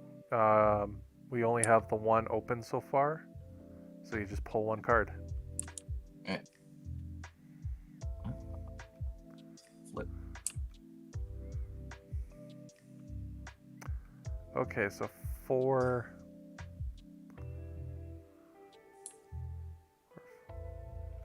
Okay, that's a new one. I've never seen that one before. 4 runners. Yeah, I think that's runners. 4 runners get summoned. Yeah, that's not. Those guys are annoying. I remember. Yep. So that's not a good draw. Yeah, they get 2 actions a turn. But they're all the way over there though. Like that's. Yep. So while So now they've spawned, so they skip. So spawning is one action, and then their second action is they move. Where's the noise? Yep. And they're not the spoopy runners that can break through doors. Yeah, those runners sound really annoying. Yeah, because if they could, they'd spawn here, crack the door, and then next round come in and just kill us all. Yeah. Alright. It is Tiff's go. Okay. So, Could we switch some gear around? we can. Like, there's 3 of us in the room, so I can trade to any. Tiff can trade to any of the 3 that are in there. So, Like maybe, because what's Ned like Ned? Ned's I guess the more search guy. yeah. We should probably give the riot shield to one of the melee guys. Yeah. We can do that on Ned's turn, or on Mitch's turn, or on Chaz's Yeah. turn. They can take from Ned. Yeah, I should probably give Ned the crowbar. I'll Or take the give the grenade. crowbar. I could take the Okay. grenade from Chaz. Yeah, that might not be a bad idea because you're faster though, aren't you? I'm ranged combat. Yeah. Yeah, I get a ranged thing, which the grenade is a ranged thing. Yeah, take the grenade. And then we'll give Chaz probably the riot shield and the Yeah. So she's sword. she's gonna go here. That goes over here. Alright. It's Chaz's turn. Chaz is gonna trade with Ned for the riot shield. Sure. So that's cool. Yeah. And then he's gonna make a second trade. Can you drop the frying pan?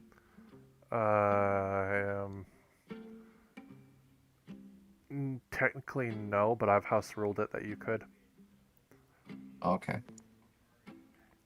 Yeah, Does it cost an action or No. okay? Normally, the only way you can lose a gear is because this is kind of how they balance searching. Is you can, when you take a wound from a zombie, it has to go into an inventory slot.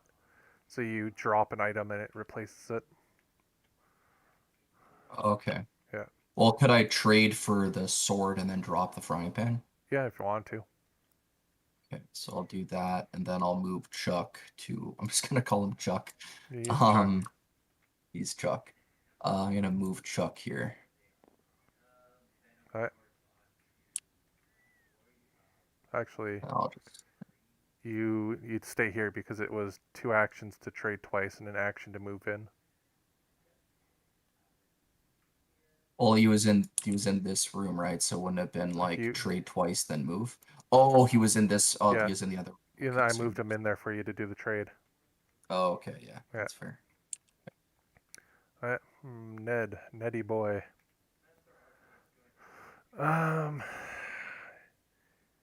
We could have him open the door. Like, Ned could take the crowbar from you and open it. Yeah, that's a smart idea. Well, why don't we do that? We get Mitch something better.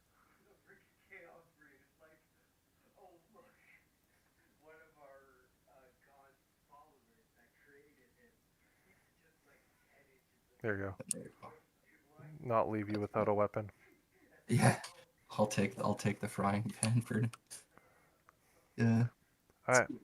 So 1, 2, crack the door for 3. Alright. And it's Mitch's turn. Okay.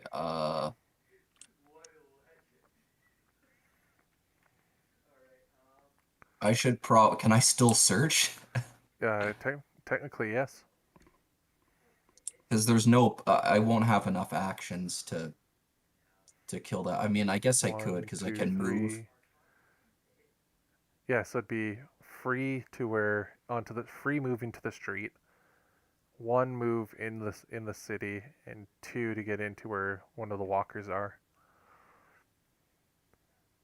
Yeah, so it'd go 1, 2.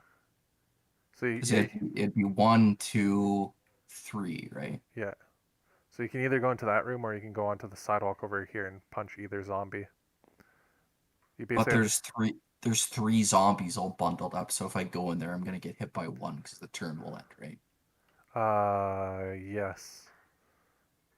Well, the nice thing is the walkers only have one action, so they can basically either move or attack. They can't do both. The runners can do both technically. They can either move twice or they can move and attack or attack twice. Okay, I'll who is able? Do we is does Tiff go next turn though? Um, Chuck goes Or next, but if you move Ch- into the okay, if you move into this room, you'll be safe because this zombie will move once and can't get in. This one has oh, to go around the wall because this is a wall here, and then yeah. Tiff can shoot who's ever here, and then Chuck can hit Uh, who's ever left. Okay, so I'm gonna go one. So use one action, two actions, and then my free movement action. So I have one action left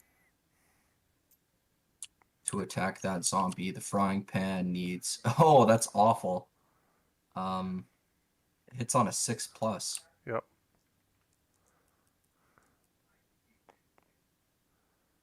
Oh, Oh, roll there you go. 6. There you go. He's dead. He's dead, Jim. Yeah, there's another experience point. Woo. Okay, zombie time. Yeah.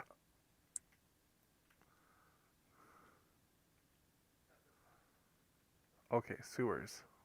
With spiders? What the hell? Oh Yeah, yeah, there's those freaking zombie spiders. I forgot about that. so This fun. one. Oh, here we go. One that we're actually using. So it spawns one toxic zombomble. Oh boy, harsh language, guys. Toxic zombomble. So these guys are fun. They have a chance to explode when you kill them, Oh, so they're boomers. basically. So if you kill them, everything that's within a square of them, like in their tile, so like here, here, or here, when this dies, will take 1 point of damage. Yeah, it's not good. Oh, ah. So it is Norris's turn. So Chuck has. Oh, yeah, so we go here. Continue. I'm just moving the zombies. How? Oh, there's a wall there, so it can't go. Yeah. Yeah. Okay, that's good to know. Okay. So Chuck is gonna go 1, 2, and then he has the free attack action, and then another action. So the katana. What does the katana need? You're looking 4 at the plus. yeah, because you're on the blue. Yeah. Oh, it's a fail, but he can attack again. That's a hit. That's a kill. So that zombie is dead. He's dead, That's a Jim. point. Make sure that we're still going here. We are still live at 4. But here. Is that his turn? Yeah, that's his turn. Yeah, All he's right. out of action. So Ned's gonna run in here. 1, 2.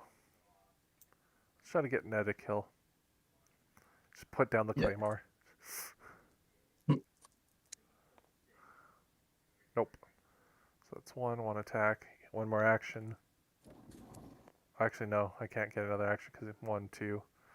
That's Yeah. his turn. But I think with that, guys, who are still watching us in the stream, I think that is enough for me tonight for gaming. If you guys find this game interesting, Wizards, your local comic and game store. Definitely not like a huge game store like some other ones, but definitely a board games, Magic, some Warhammer, stuff like that, Army Painter, all that. If we don't have it in stock, they can always order it in, no extra charge. But if you guys want to get Zombicide, because I know it is definitely harder to get in with the whole second edition coming out, let them know. They can get it in, decently priced, a lot of fun, all-time favorite board game that was beaten by Gloomhaven. So, and everyone here knows about Gloomhaven. So, if I say, yeah, so if I say Zombicide is a good competitor, then it's got to be. But anywho's, I had fun. We had fun. Some Canadians got built. Talked about history. Talked about D&D. Killed some zombies with my friend here, my bud. But I think I'm gonna call this stream. I'm gonna call it for the stream. Anything you want to say to them before we leave?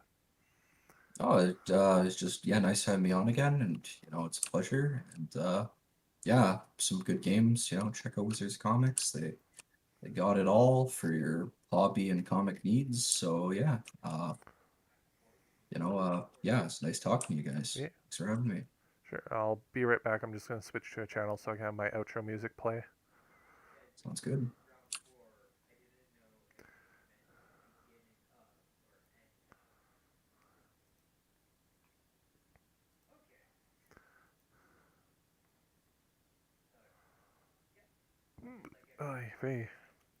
But yeah, so let's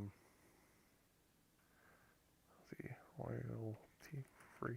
So I hope you guys had enjoyed that, having Mitch and stuff on here, playing some games. But we will see you guys in the next video. Enjoy the music as we leave, and we will see you in the next video or podcast. Have a good night, guys. If you try to cage her in, she'll light the match. Oh, she's like an animal, it's in her blood. She will turn every chain into dust, into dust, into dust.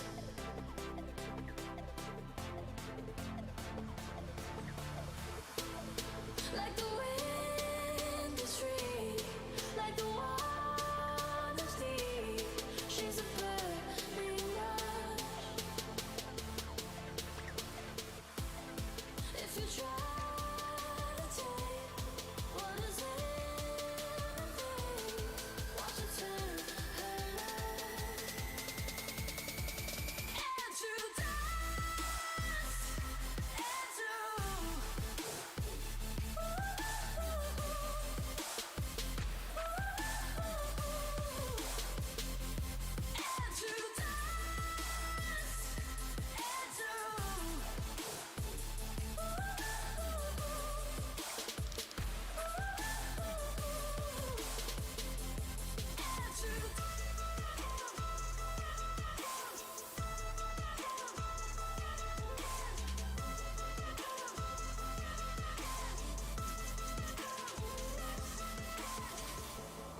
Hey guys, this is Andre once again from Trap Nation. Hope you're all having an incredible year so far. With the success of the last mix we did, I want to do another one, but this time where we showcase our label Lowly Palace. Just a reminder as well, all music in this mix is free to use on YouTube if you include the artist's socials and a streaming or download link to the song in the description. That's enough talking for now though. Enjoy the mix, everyone. She been in your bedroom and know that feeling her on your skin. Think I don't know where your head's at. Where do I begin? Wrapping your fingers around her late at night, drinking. You let it linger, you couldn't quit. I think I'll leave it all behind. Love be a new one. I won't waste my time.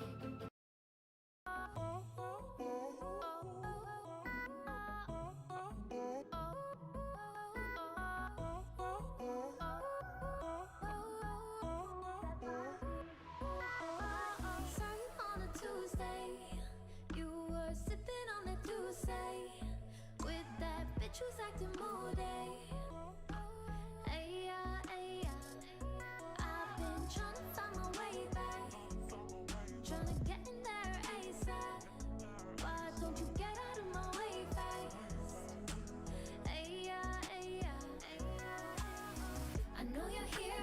somebody, but I'm going home with that body. Yeah, so tell her she can move. I really wanna move that body, move that body.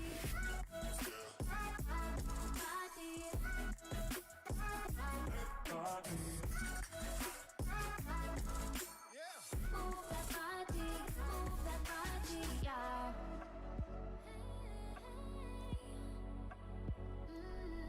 When did she become your go-to? I guess she's me without the attitude. It's time to put her in your rear view. Hey, yeah, hey, yeah. Looks like you need to be rescued. You're asking what's next on the menu, but she's sticking to you like glue. Hey, yeah, hey, yeah, hey, yeah, hey, yeah. I know you're here with somebody, but I'm going home with that body. Yeah, so tell her she can move. I really wanna move that body, move that body.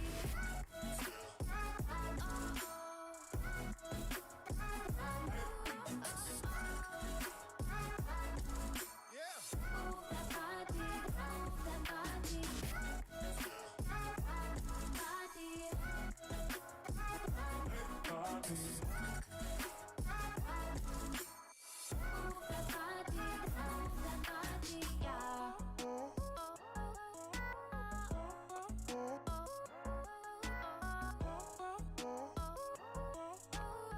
Move that body, move that body.